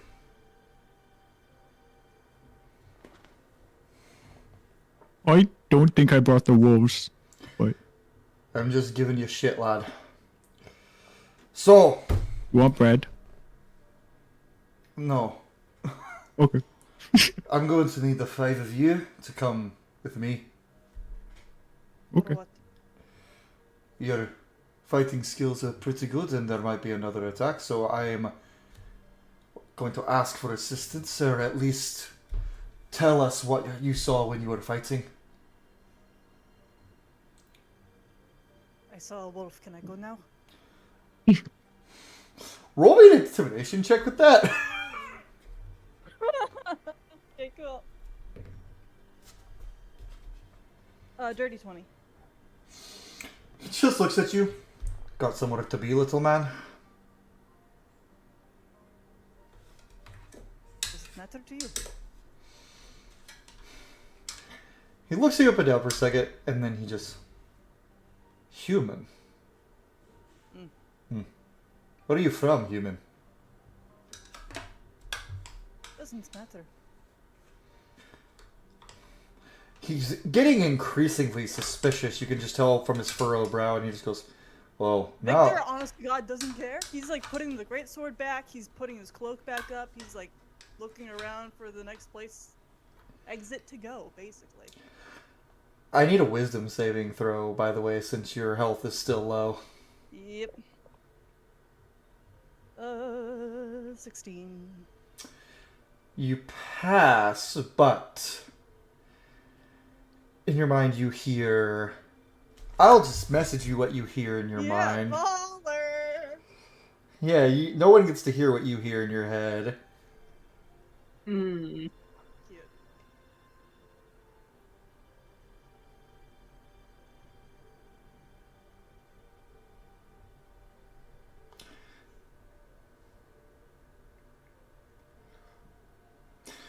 But for the rest of you, he just goes, all right, well, seems Grouchy McGee over here isn't going to go. Would the rest of you be willing to help out just for a time? Wait, Sure. and he points at Bo. You're that. I think I recognize you. It's Capri? possible. Capri? Is that your name? Aye. Brings you all the way up. This is a little far south for you, isn't it? I travel a lot for work. Speaking of, and he's going to put his arm around your neck, Victor. There's a little bit of that, like, fake chummy. It's like, I need to talk to you, actually. When? Now? Well, ideally away from everyone else, just kind of looking at, like, the hundreds of people just out and about. Fine. I'll stay. I'll answer whatever questions, but fine. Very good. And you see this man like kind of look over. He goes, 3 humans. Hello. Don't see that every day. And who are you, I'm from- young lady? As he's looking at Pasha. So she's kind of like in her head, processing, just processing everything she's seen and just that brush of being close to death. And before being broke out of the trance by being asked her name, she's thinking like, what if they were right? What if no? And just what? I'm Pasha. Can you tell us what the heck is going on here? That's what we're trying to find out and why we are trying to get information from anyone we can. So, if you'd just be able to tell us what you saw, what these creatures did. A lot of the boys are shaken up. We're getting more people than just you lot. Obviously, more people fought these things, but... And then he turns and he sees Ixion and he just gets taken aback for a second. And he... goes, Nyx? No, none. Who are you? Sorry, you just kind of look like my child. Sometimes. And what does your child look like? It depends on the day.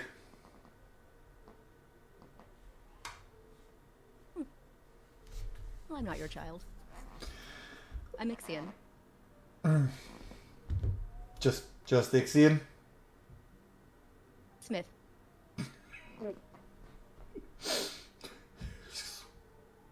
She does. Are you a blacksmith? Do you make weapons and armor? I make weapons. Fair enough. If you guys would come with me, we do have plenty of... We're giving everyone food, helping them heal. If you could help heal, if you're capable of that, we'd appreciate it. And I'll be chatting with your little group here shortly, but I've got to go for a bit. Do whatever you need to do, I guess. And he just walks off and walks towards a wood elven woman that is sitting there healing somebody, and he just kind of kneels down next to her. And there's a lot of injured and dead people on the ground. Because not everyone who came obviously was a warrior. There's a lot of, like, innocents here. A lot of people who don't fight. A lot of people who've never been hurt. Never hurt anybody. Never done anything wrong. Maybe just people who just were there to celebrate the gods. Anyone who's injured, like unconscious, Gloom's just gonna go around and sort of tap for 1 hit point. He can do tap 1 hit point, lay on hands. Okay. Oh. Just little taps. Little bean. And he'll also spend two first levels, which is what I have left of Cure Wounds.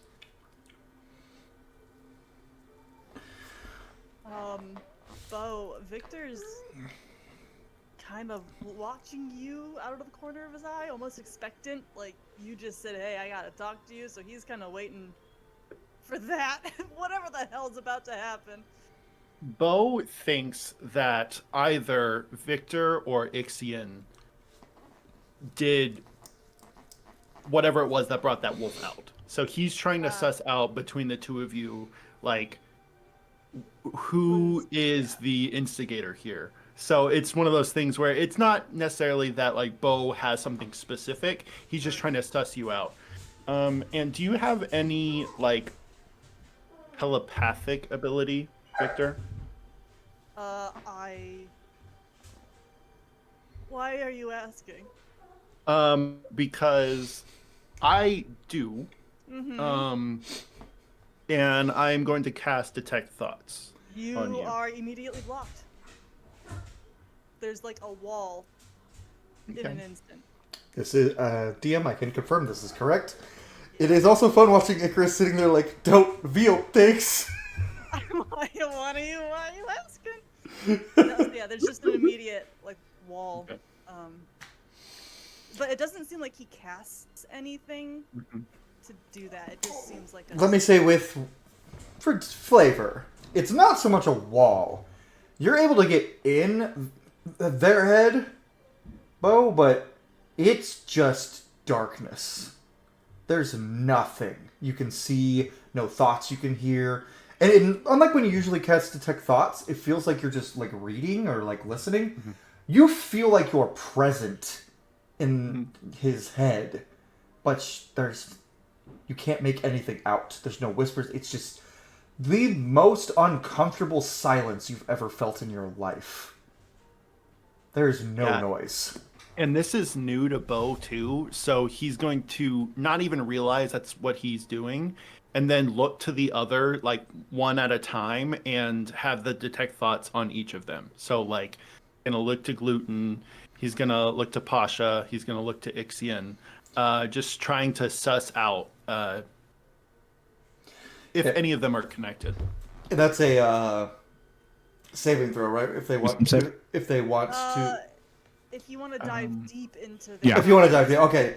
Yeah. Just surface. Yeah, surface. Are you diving Yeah. deep or just surface thoughts? I guess is what I should ask. Just surface thoughts.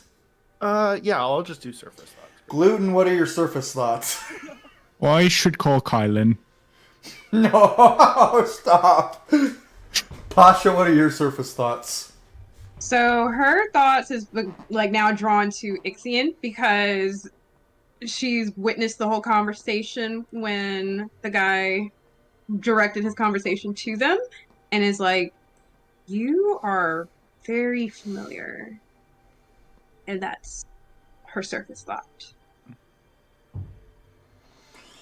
Ixion, what is your surface thought?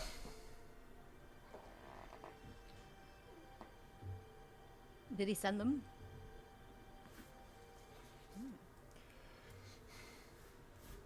You seem to be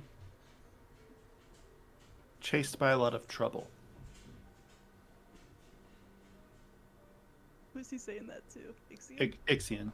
Oh, Half the party's like, wait, is he talking to me? is he Jesus?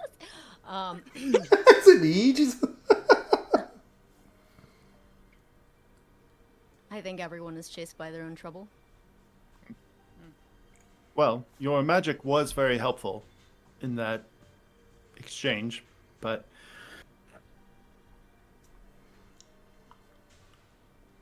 I don't know. Something about you is off.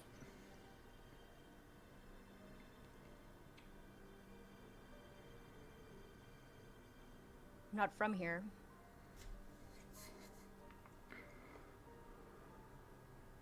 But you know that. Yeah. Yeah, I do. You recognized something.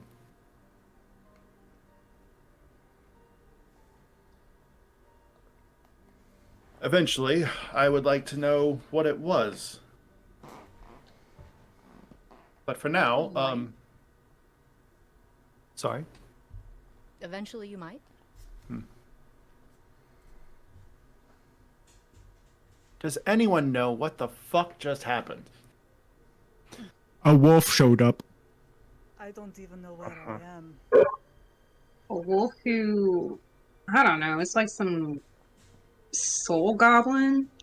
All I saw was a whole bunch of lights when I looked out. It's better than a mind goblin. Don't. What's a mind goblin, Cole? Mind goblin, nothing. Never mind. No! Well, what happened glu- to the?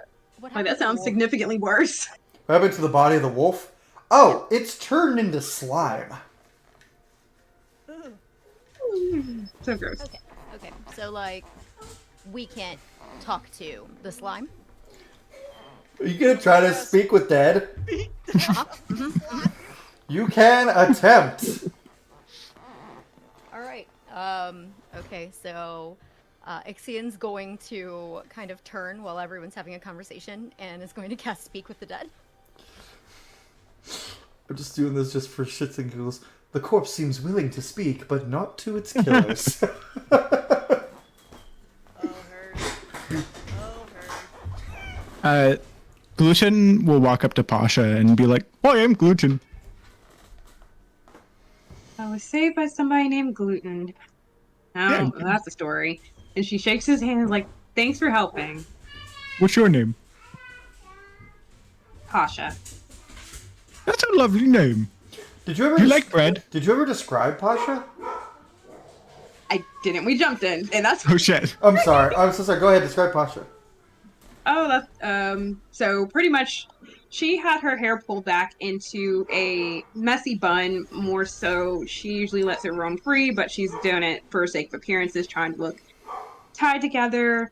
Her armor, light but battle worn, it kind of gleams with the color of black, red, and ember orange that, like kind of smolders like coals waiting to ignite. But beyond the armor, she looks very, very human, obviously. And she does take in Gluten's features and just kind of notes the curve of his ear and everything. Are you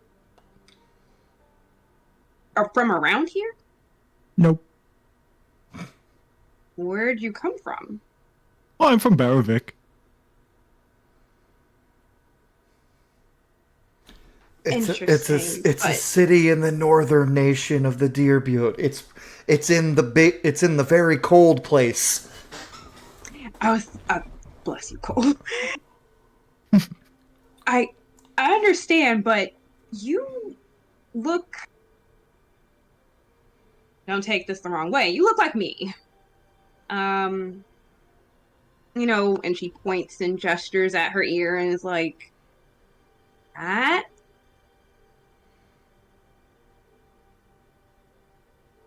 I don't understand what you mean. Are you rolling for how dumb Gluten is? I saw that. I rolled a 3.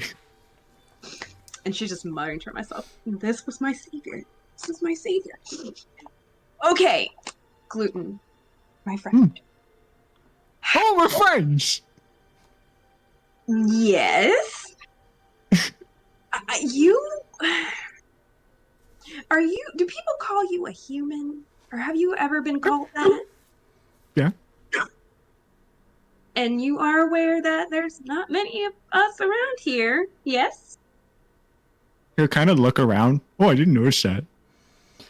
Yeah, because where Gluten comes from, Fair enough. humans are not the majority, but they're not like one in every 500 people like they are everywhere else. Where he's from, they're like maybe one in every 30 people. There's a human, so they're not super uncommon where he's from. But Okay. but you wouldn't know that, so it's just for Gluten's perspective. But Gluten, yeah, the only other two humans you see are with you right now, and it is Pasha and No, I'm Victor. blown. And you realize there's not a single other human here, and the only other people you see here that even remotely resemble you are Kolsar. Huh. Neat. But yeah, I'm a human. Are there more of you where you live? Yeah. Or have I you seen more? parents? Your parents are human? Yeah. And so are my siblings.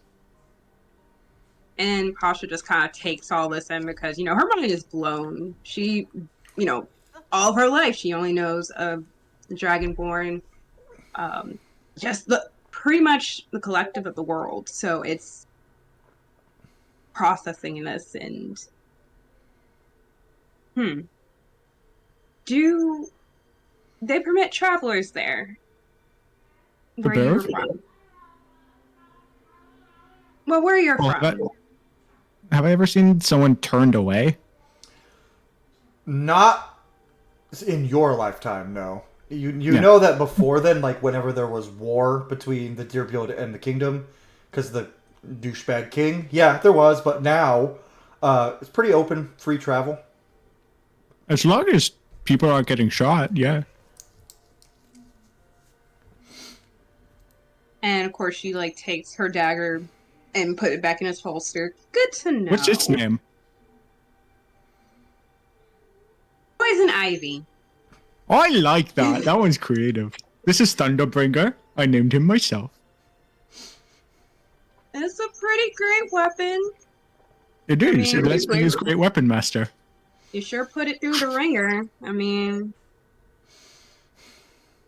but That- anyway, I killed it, sort of. Well, I think his name was did the last hit. I'm kind of salty about that. But well, I guess I'm thankful that you both were here. Otherwise, well, probably would be, I'm glad you're okay. yeah, it'd be soul soup. So thanks for Sometimes when I talk, it heals people. So I'm glad it worked that time. You're doing good. I'm pretty sure you'll get better if you keep practicing. You notice that one glows? And turns to Ixion like, yes. And of course, Glowy she's kind of one. like, When that's glowing? she's panicking now because she's like, do you because she remembers, but it's like doesn't know if Ixion might know of her or her family, which might be problematic. So she's kind of like, Also, Ixion, on a real note, when you did cast Speak with Dead, you didn't hear anything at first, but then you hear in the back of your mind, just, you need to come home.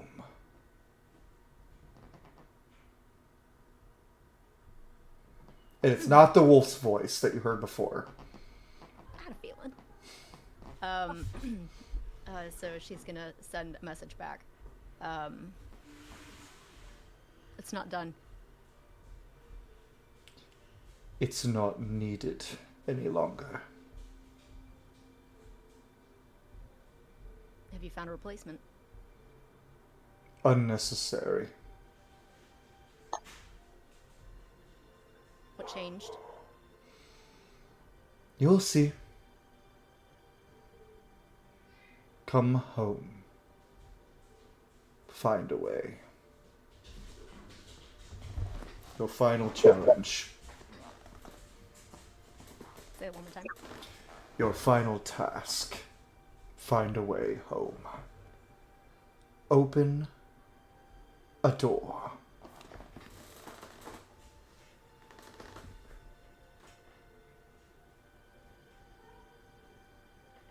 Will we need 2 replacements by the time I arrive? No.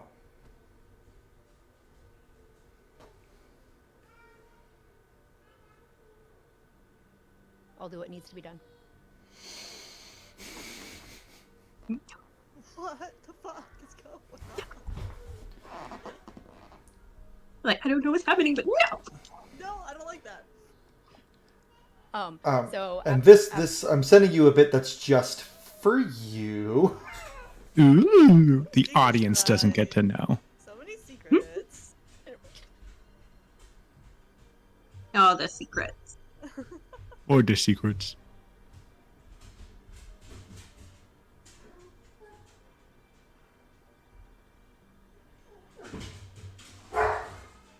So when that's happening,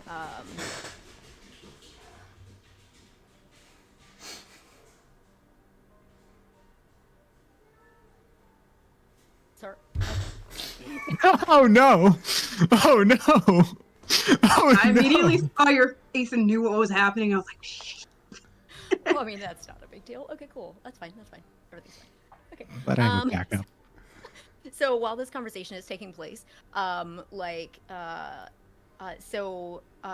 looks over at Ixion, and Ixion is about to say something, and then immediately like snaps to, and like looks off into the distance, like nobody is home. so conversation ends, and they're gonna look back at Pasha and say, "Good to see you again."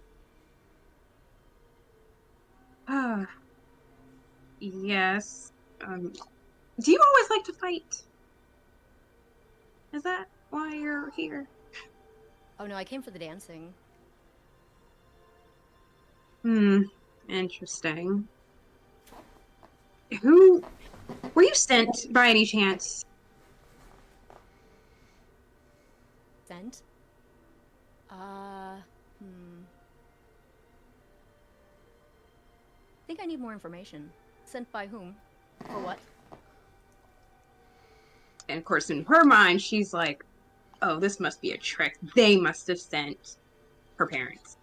So just that use percent. And it's like cross her arms across her chest and just looks like, "Don't play coy.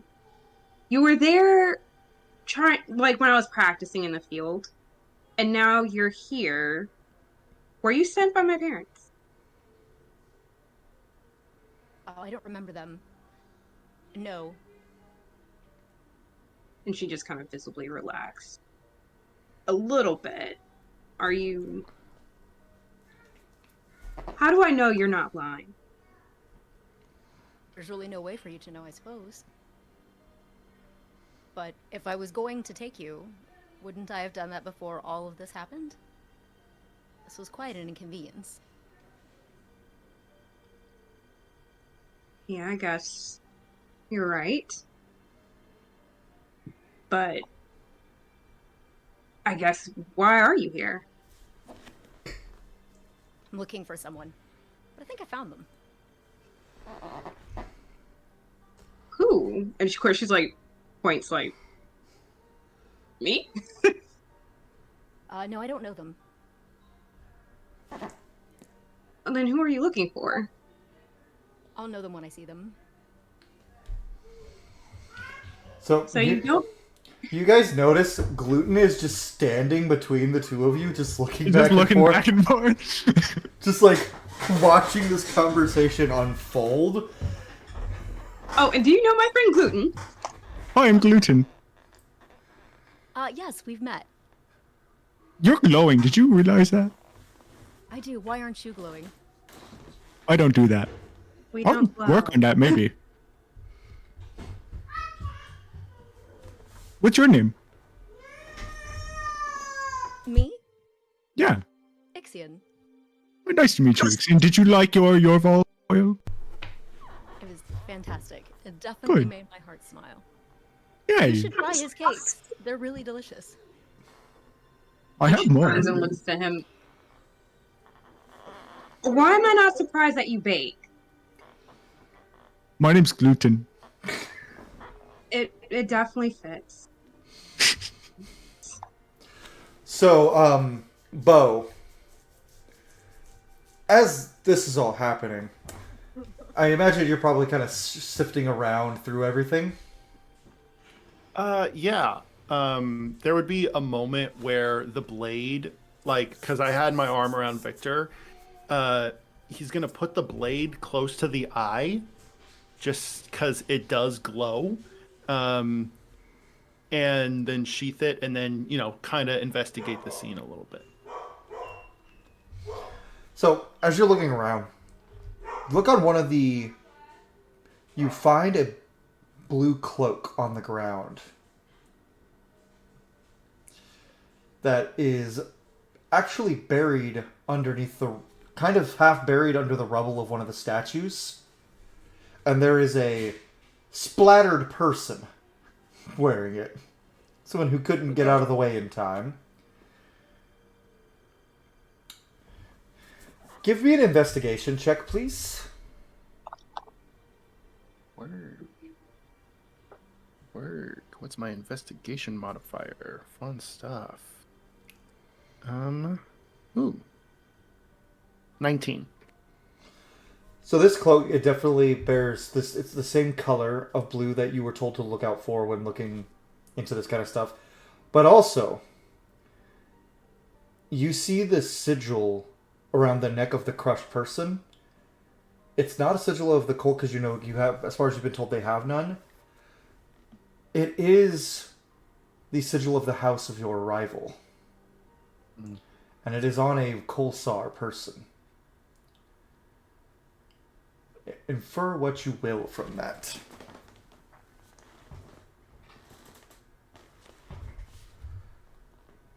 He would grab it and just yank it. And y'all would see, like, just rage. Like that silent, like, hands, fists clenched. As he just stands there. And just to be clear, we can all see and hear the motion. Mm-hmm. Okay, so with that, Pasha's going to turn to see, and she's going to note the cloak. And just also kind of check, just kind of also look at the rage coming from Bo. Before just kind of like, venturing a little closer. What you got there?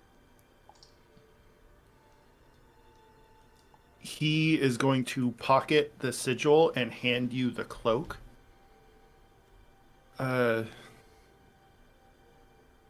Someone seemed to fall into their own trap. Have you seen these cloaks before? No, I haven't, but I have been told to keep a watchful eye for, a cloak of this color. And from your actions, I take it you've heard the same.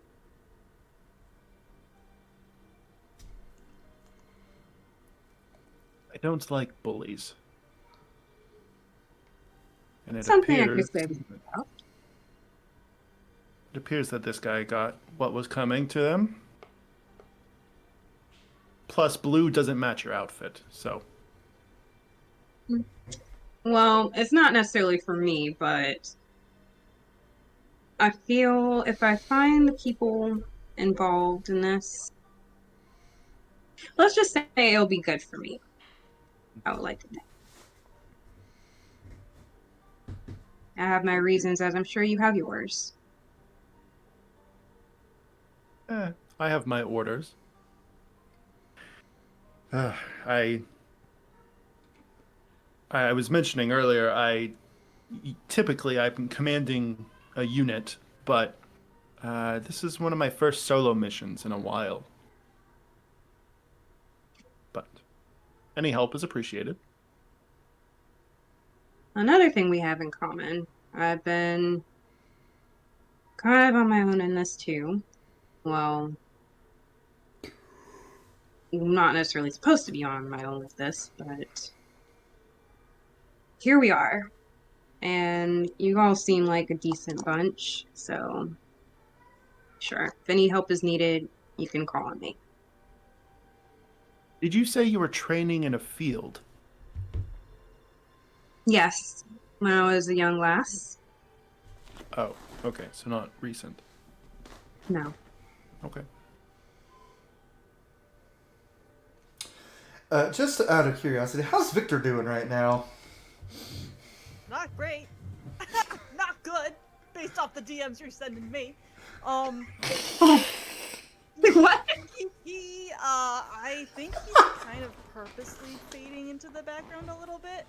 He's not leaving the group per se, but he's just there's a lot of death and destruction that's around him right now, and he doesn't do well with this at all to begin with. So he's deep breathing exercises. He's trying to just stay calm. You know what I mean? I am gonna cast False Life on myself just to give myself a little healing boost, so that I don't have to keep rolling your scary fucking rolls. But that's it. You brought that upon yourself. That was that was your idea. It's fun. Never but give no, Cole something to fuck with you. He's purposely like staying back. Doesn't want attention on himself. Cool. Yeah. So it's you guys are all like kind of investigating, talking a little bit, and a shadow casts overhead. It is middle of the day, and the sky gets covered for a brief second as a dragon flies overhead. What the fuck? Yo! And lands. What the fuck? And a rider, a tall man with long golden hair, wearing silver armor, dismounts his dragon and immediately walks up to the mayor and starts chatting with him for a second. And then the mayor points over to your group. He looks over, and as soon as he sees Gluten, he just goes, Hello! "Oh, for fuck's sake." I was about to text you. Hello, Colin. So this is a half-elf. He's probably around 6'2", 6'3". Pretty large man, but not like insanely big muscular, but he's like fairly muscular. But he's wearing silver armor with a blue gambeson underneath. So armor on his chest is in the design of Bahamut, the dragon god. And he's got wolf pauldrons on either side. And he's got a sword on his hip and a shield on his back. And he just walks up to your group. And Bo, you recognize this man. This is the warden commander of the Raviran. Not the Ravira, the Aradellin Radiant Sky Wardens, and basically second in command of them on the continent of Ravira.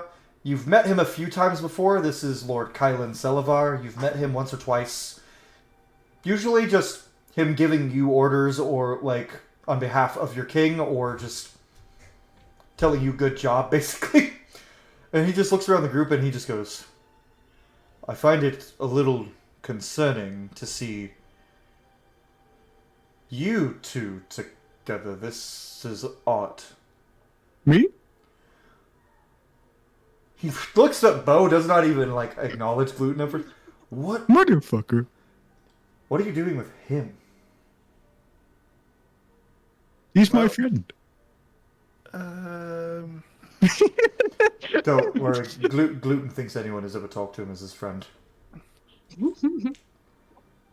You missed all the fun.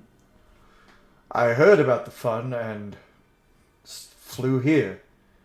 Crossed a continent in a matter of... Well, I was already on my way here for the festival, so... Apparently... Well, my wife insisted I stay for breakfast before I left, but... What happened? Full report, Capri. Not to totally rehash everything in front of the group, but Bo would give a full recounting of what happened, like moment by moment. How many people he saw go down, how many wolves there were, all that sort of thing. Would Bo recognize either the eye or the face of Victor? Give me a history check.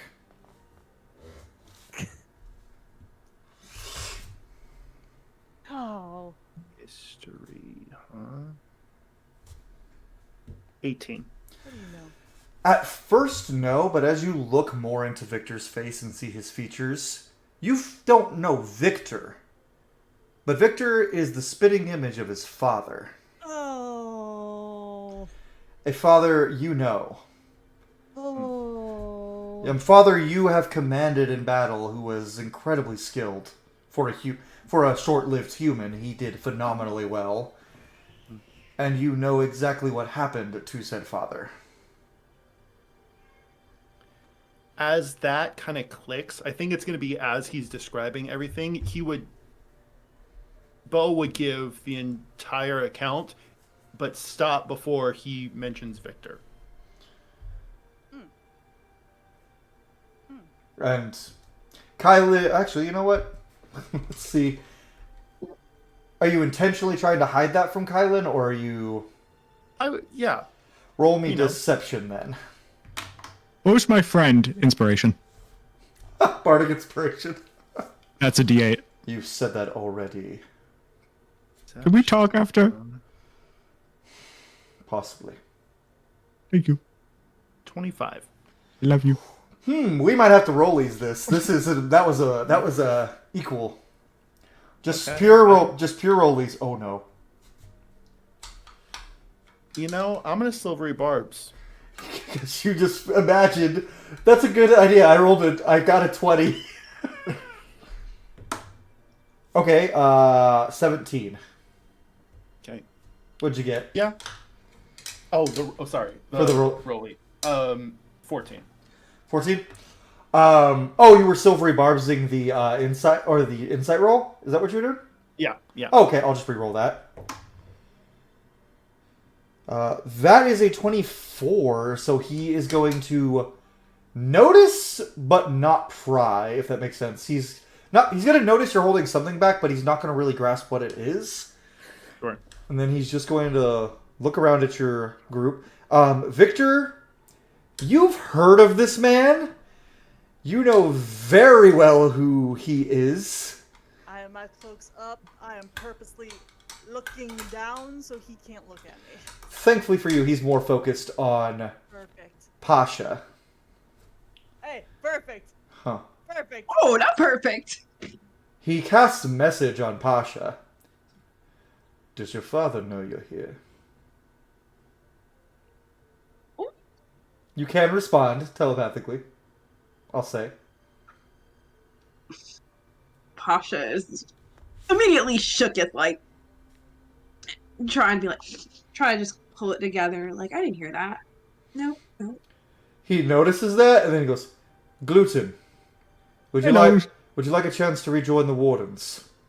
Yeah, sure. I need you to stay close to this young lady here and keep her safe for me. Okay. As a favor from her father." I don't know who Dad is, but I do.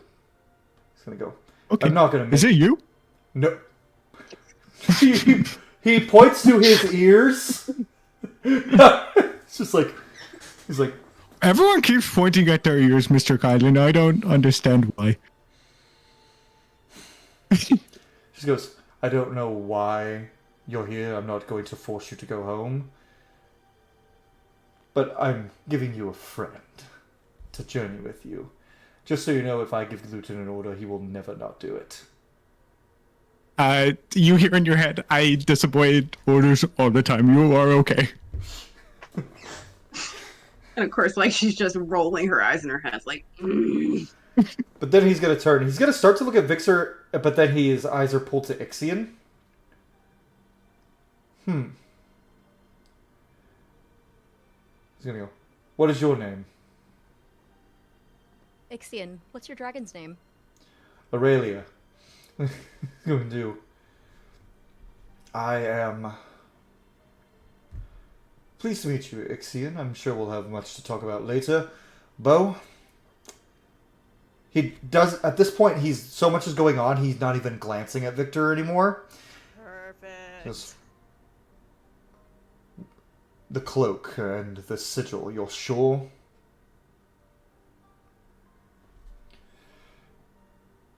Well, then I guess you have a new hunt. Oh, that's fun. He's been causing trouble at the border again anyways. Ooh. And if he's involved in this cult, then two birds, one stone, isn't it? Do I get to cut loose? Yes. But I have a request. But lose. That you take these two young humans along with you. What? Yeah. No, Consider it's this a training assignment, Gluten. The boy Okay. is very skilled with a weapon, but he needs to learn some discipline, and nobody's better at teaching discipline than you.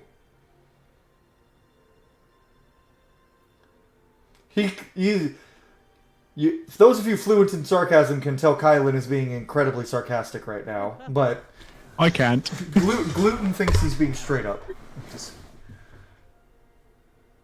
And any who wish to join him, he says loudly, I will pay handsomely. Ooh.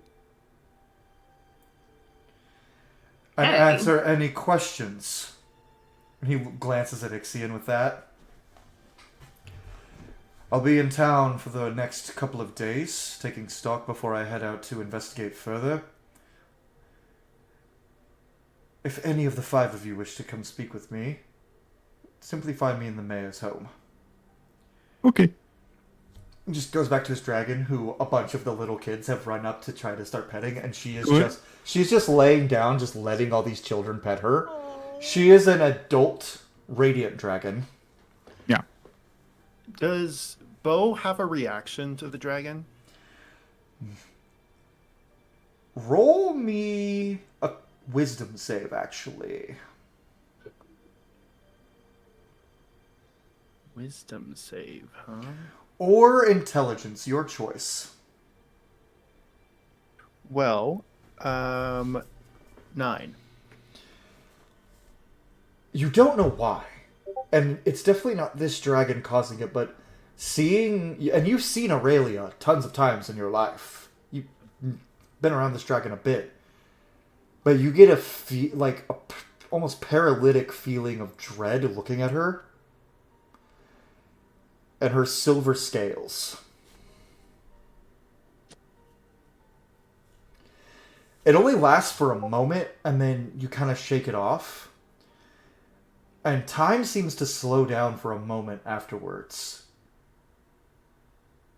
And then go back to normal for a second. And that's the second time that's happened to you today.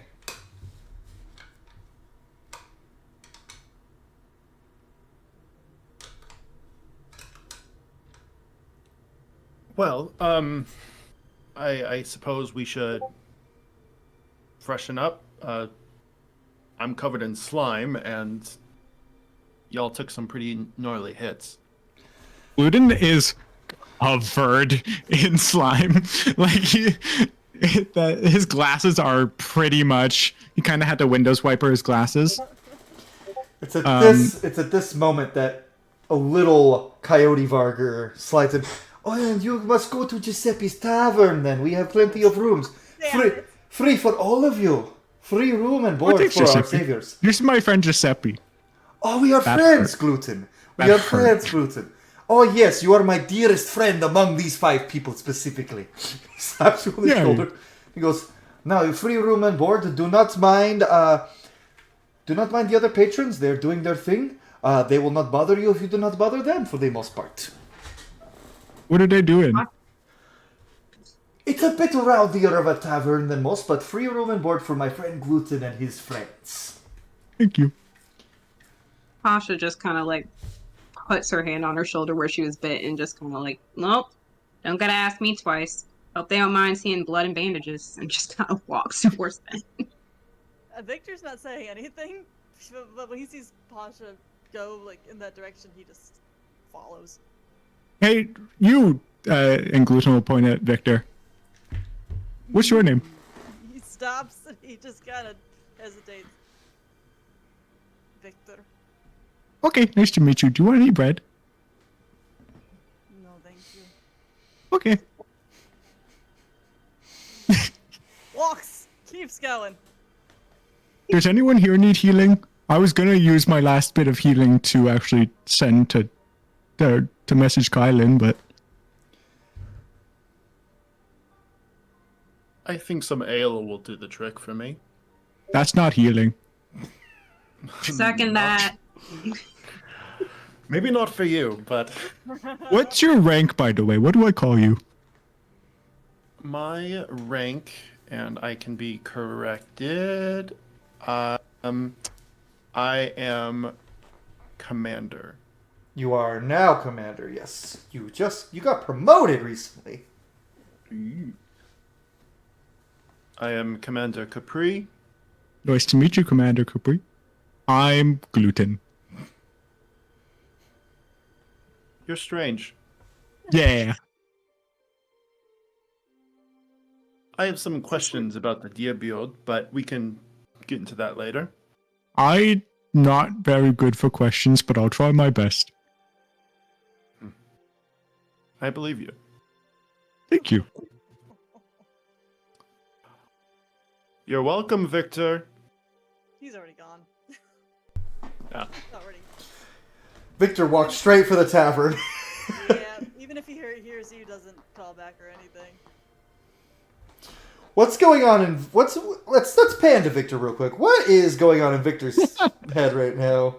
Trying not to What have a is going panic in his- attack. He's trying so hard not to have a panic attack. He just wants to get to a room where there's no one else and just breathe.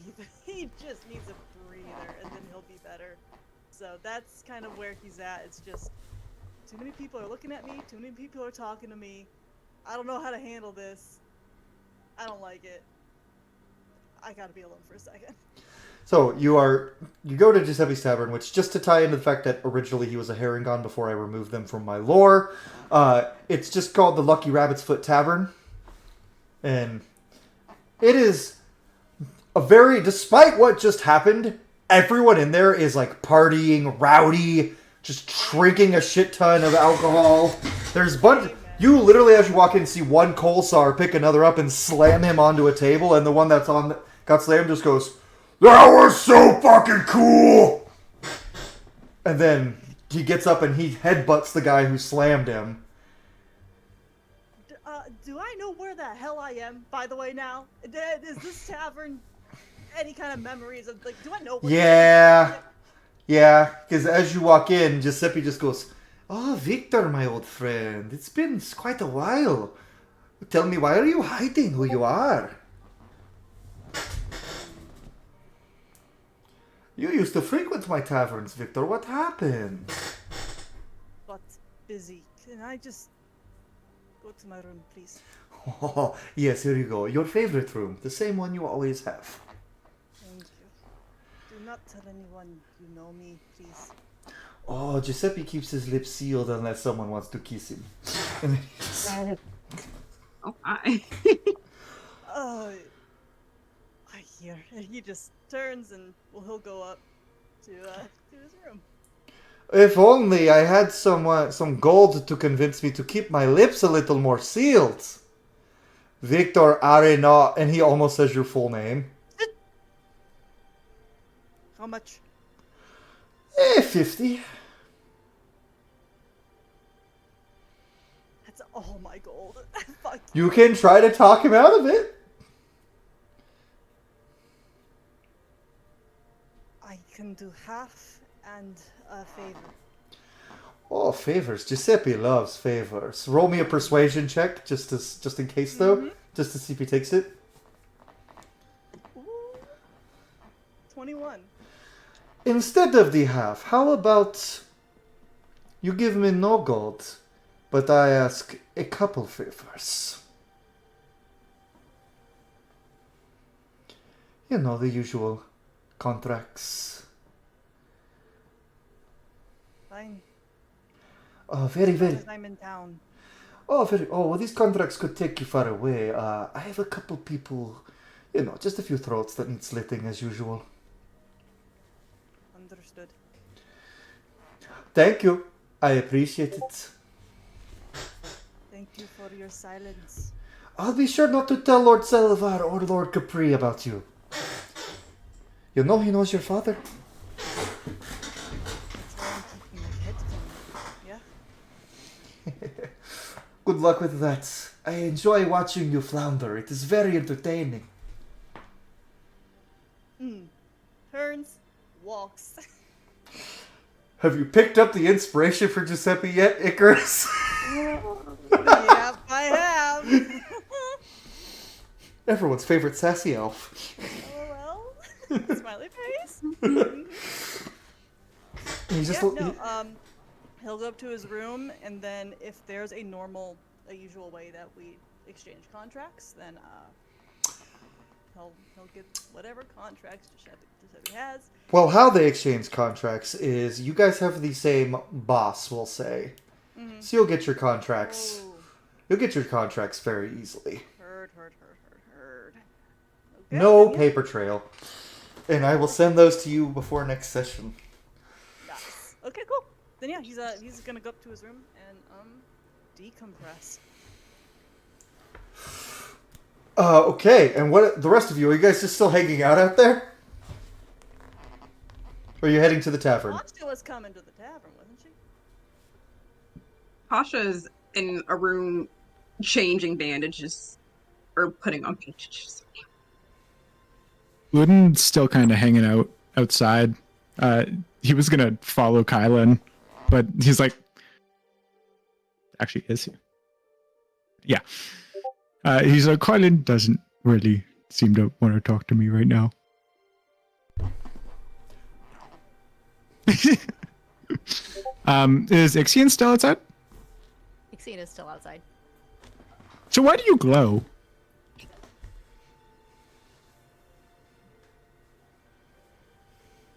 No one has ever asked me that question before. Are you a god? Am I a god? Yeah.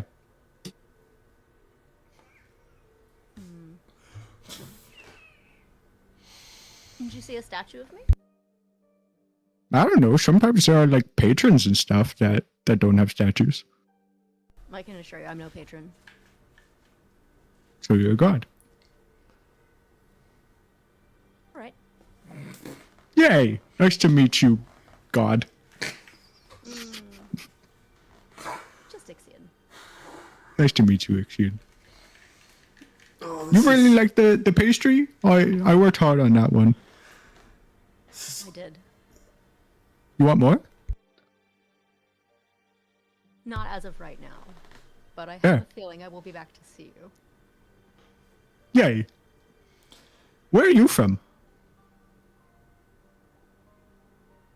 Very far north. That's not an answer.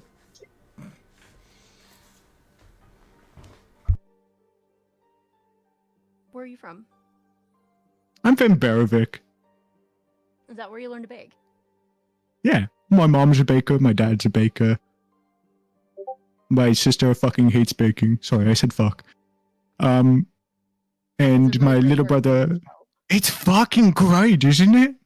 It is. Oh, I love fuck. You know, I believe that some may take that the wrong way. Probably. Hmm. People take a lot of what I say the wrong way. Well, you shouldn't let them. I don't. Don't worry. I'm just being the best me I can be. Good.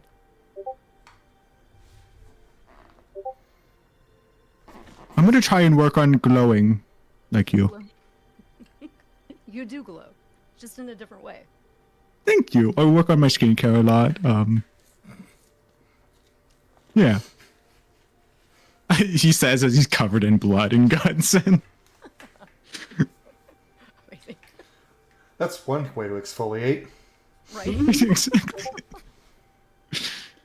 Bo, what are you doing? Bo is going to be thinking about cleaning up, but he wouldn't understand why this works. But as he's visualizing becoming clean, he is going to prestidigitate the slime off of him, and once he gets into the bar, he's going to look down and realize that he is clean, and just go clocking the three that are talking outside, but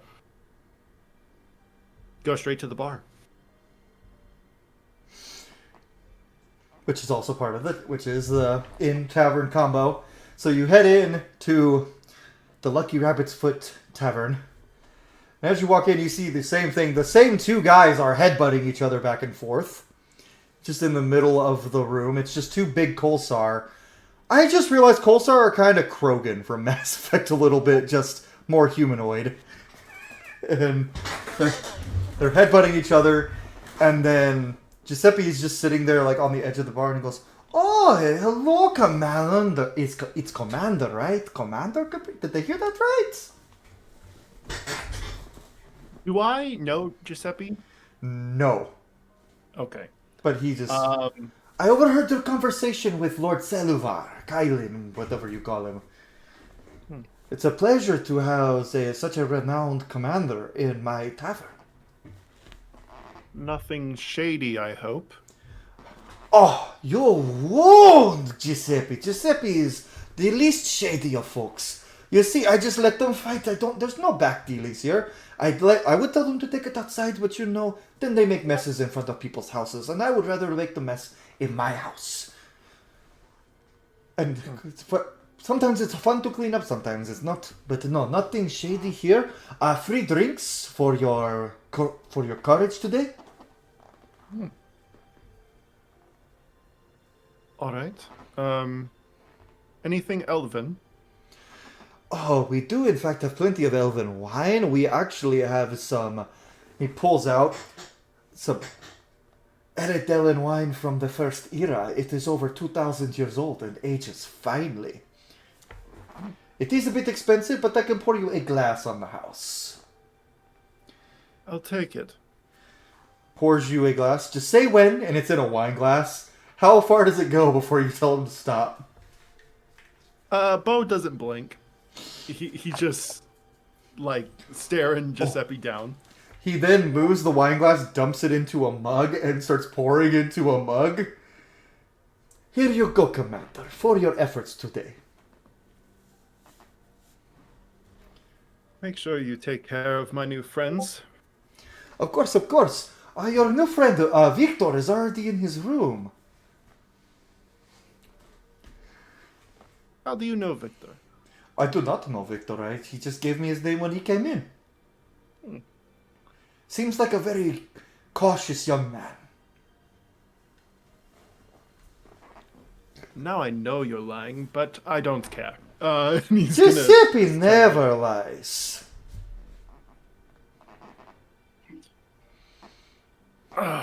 Where's that bread boy? Hello. As Gluten walks in. Kushit appears behind you. Jesus. Whoever that He's is. massive. Gotta put a bell on He's you. a carpenter, I know. Do you have anything that would pair well with this? And he gives you a waft of the wine, like good bread. I have this Kaya's cake. It's red velvet. It's red velvet cake. It's a red velvet, yeah. Well, he's gonna give you a silver. No. You're my friend. I don't make a lot of friends with the dear bird. That's where you said you're from, right? Yeah. On purpose or like haven't met many of us. Cutthroats. Not from my experience. Although somebody did burn down my house. Yeah, all of the worst men I've ever met were from the north. Well, I'm not the worst man you have ever met. I am from the north.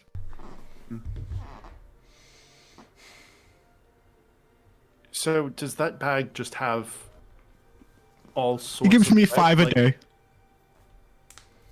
Okay. Odd.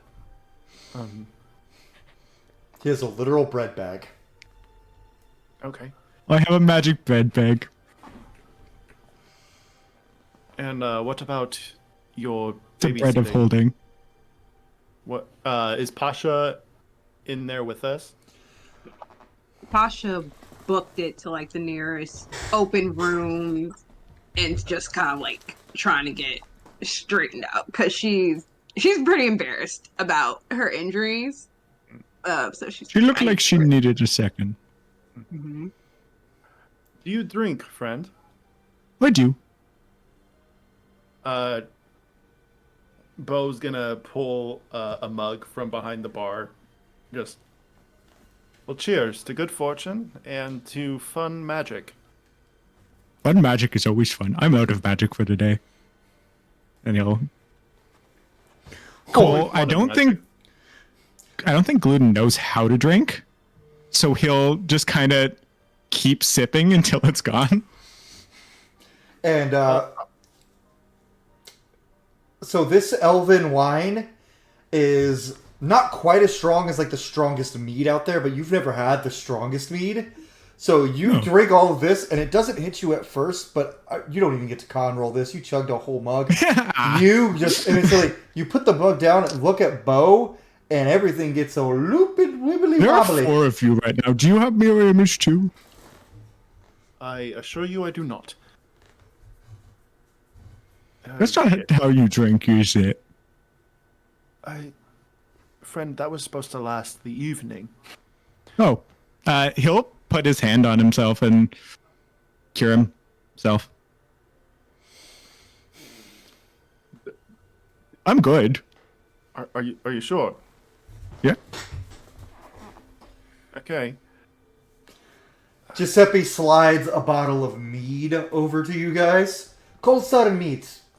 It's not quite as fancy as elven wine, but it is just as strong. You don't get the strongest stuff, though. I don't trust the human boy. You're a very handsome young man, and he just pats you on the side of Thank the you. face. He just goes, "Do you prefer boys or girls?" Both. I think. I don't know. I'm still figuring that out. I dated a girl once, but then the guy who she was dating before was kind of hot. So I don't know. I'm still figuring that stuff out. Just, She should cheated on me with him, and that wasn't very nice of her. But you know, You should probably go visit my other establishments, or... You know what, actually, I don't think you're ready for that. I've had sex before, Giuseppe. Oh, then feel free to peruse the brochure. He just walks away, and he goes, was honestly not expecting that, as he walks away.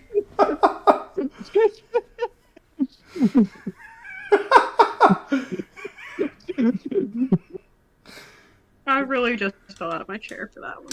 You broke me. That's the fun. I can't.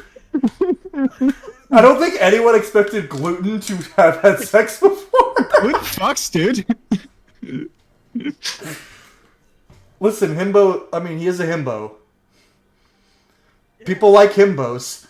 Look at my comment sections on TikTok. Oh yeah. Just full face palm. It's at this point, I think, Commander Capri. Pasha, you probably would have come down at this point from the room that you were and you just see Gluten just holding a mug, and Bo just face in hand. Did I say something?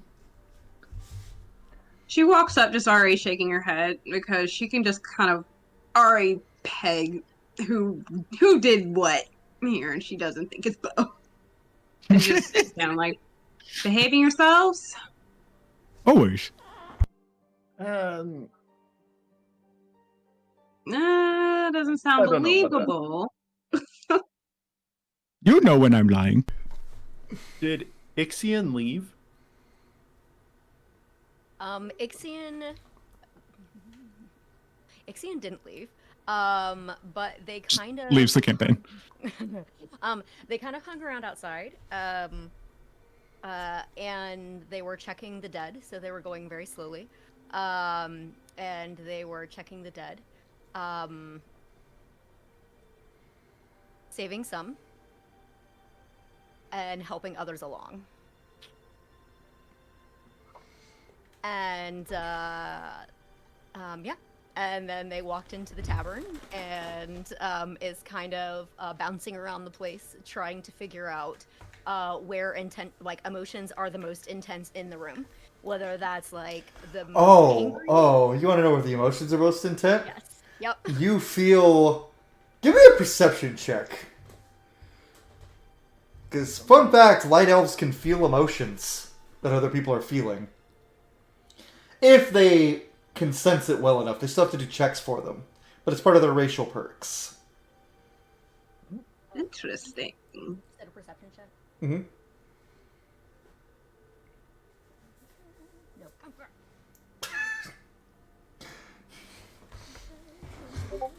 No. Somehow I tell anyone to make a roll ever, I just see Icarus just, please no!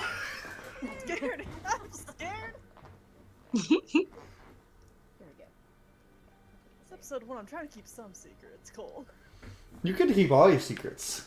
Uh-huh. It just depends. The dice tell a story. I just set the table. That's a 15. Okay, so you can't feel anything outside of this room you're in. You feel from Bo a lot of just... He's just tired right now. He's just like...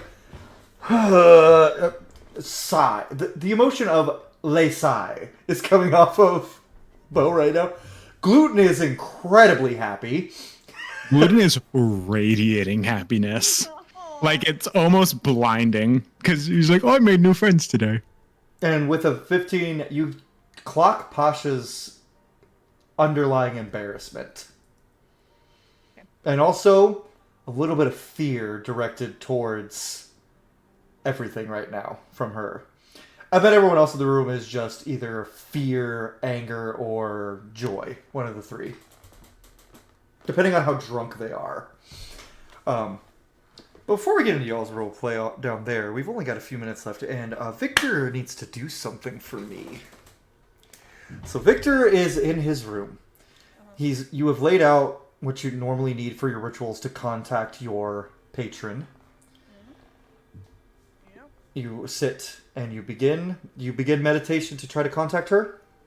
Yeah, I made sure the door was locked and probably even put a chair underneath it just as extra precaution. But yeah, cloak is off and sword is laid out in front of me. And I just kneel and close my eyes. Cause I got questions, dog. So as you kneel and close your eyes, you open and you find yourself once again in just the space of chaos that she inhabits in your mind. Everything around you is like swirling red, purple, and black, like mist almost. And in front of you, sitting on her throne of skulls and bones, is your patron, Malvora. She is just... I'm not going to describe her fully because she is obscured. Mm-hmm. We'll describe her more later. Mostly just... in case she shows up in reality, people don't need to know who she is exactly. Yeah. So You you see her, and you get the impression that she is goading you to just ask. A lot of riddles in my head could just be straightforward. You want straightforward. It'd be nice every once in a while. The orchestrator of your father's killer is in the path of one you met tonight. One of them will come across your family's murderer. They will lead you. Though I don't know who fully. Don't know or don't want to tell me. I am not the kind to not tell you when I know things. But I will tell you, When you know I can figure it out myself, so that's a lot of faith in me. you've not steered me wrong yet. You know one among you knows your father. I'll play dumb. I'll enjoy watching you try. Maybe give you a little help. Only when it's necessary. Also, the survivor is among your group. You will stay among your group until you realize who it is, and then you will deal with them.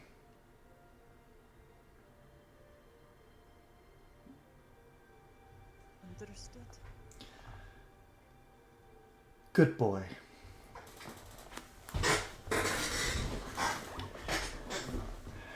And just for a little bonus, and she waves her hand, and your mind shielding powers get a little extra boost, to say. The Dragon Rider would have been able to get through.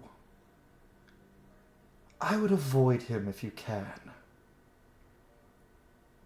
Paige, I was planning to avoid him at all costs. If he gets in the way, you are not capable of killing him, but you could make accidents happen if you need to. Prefer not to. I simply lay out the board. You move your own piece.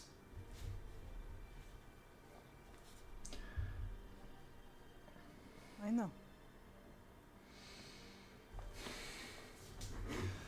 As long as this is leading to where we agreed it needs to. It always is. You help me, I help you. As always. Make use of this little group. They could make good companions, good tools to aid you on your quest. Befriend them. Make them as charming as you are, Victor. Make them like you, trust you. Make them need you.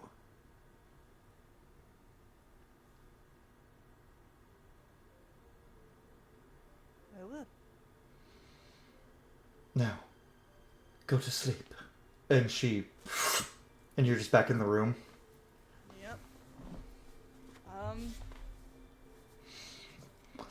And the benefit of that is, even though the players know that, the characters don't know shit. LOL. So y'all gotta still act in character. Haha. Do what she said. Yeah, he's gonna go to bed. Alright. Victor goes to sleep and gets a long rest.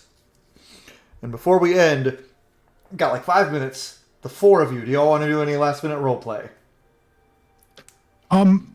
Giuseppe was talking about a building that I think I'm gonna go check out. No, you're not. You already said you're out of magic. You've already Tasha used just it. put some on the moon. Okay. Enough new friends for one day. Hey, Gluten? Are you offering? No. You are quite literally missing. Oh my god. Just drink. Just drink. And Tasha just. Okay. Does anyone else have anything last minute? Ixion Bo is going to turn to you and say, the lightning was very helpful. Thank you for that. You didn't lose anyone today. I guess I didn't. You got a promotion. I keep lucking into promotions, and I have to be honest with you, I hate this job. Do something else. I'm not good at anything else. Well, if you keep getting good things and sending them away, you'll never find something new.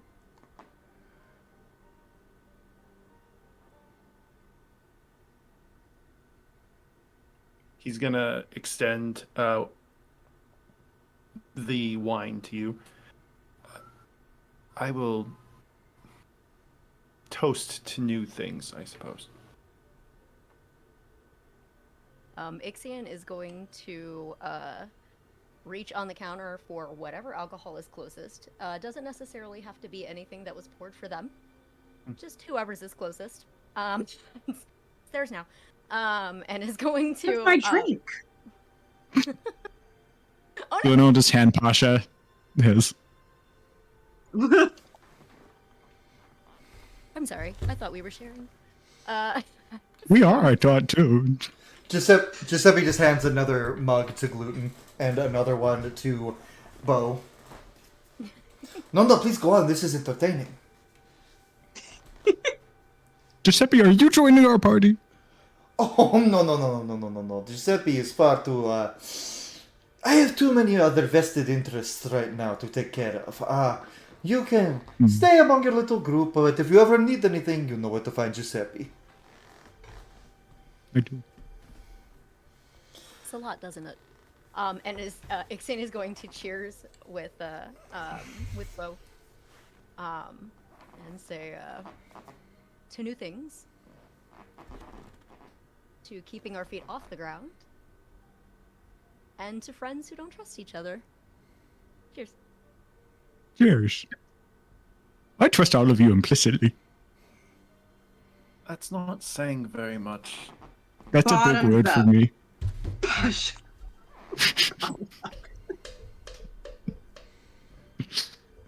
Bo's gonna finish his glass. Just Really quick, Gluten will go up to his room after that cheers. And I'm gonna cast Sending. Okay. Hi, Mom. I just wanted to let you know how my day was going. I made new friends. I'm out of bread. How's the fam? I love you. That's it. Take it back as everyone's good. Have fun on your adventures. I love you too, my sweet little doe.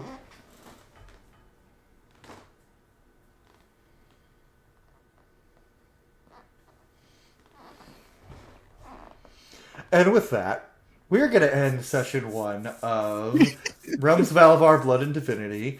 On the next session, our new group of adventurers will figure out what they need to do next and where they need to go. And they'll begin their journey proper after defeating their first boss. Hey, just because I am a generous god and 2 of you went down, you guys can level up to level 9. Let's go.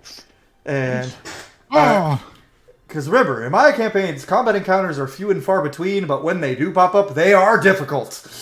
So I'm so excited. So lots of roleplay this campaign, and each combat encounter is going to be life or death. So we will see all of you next time on Realms of Alovar, Blood and Divinity. If you enjoyed the video, leave a Goodbye. like, subscribe if you want more content. We'll see y'all next time. Like and prescribe.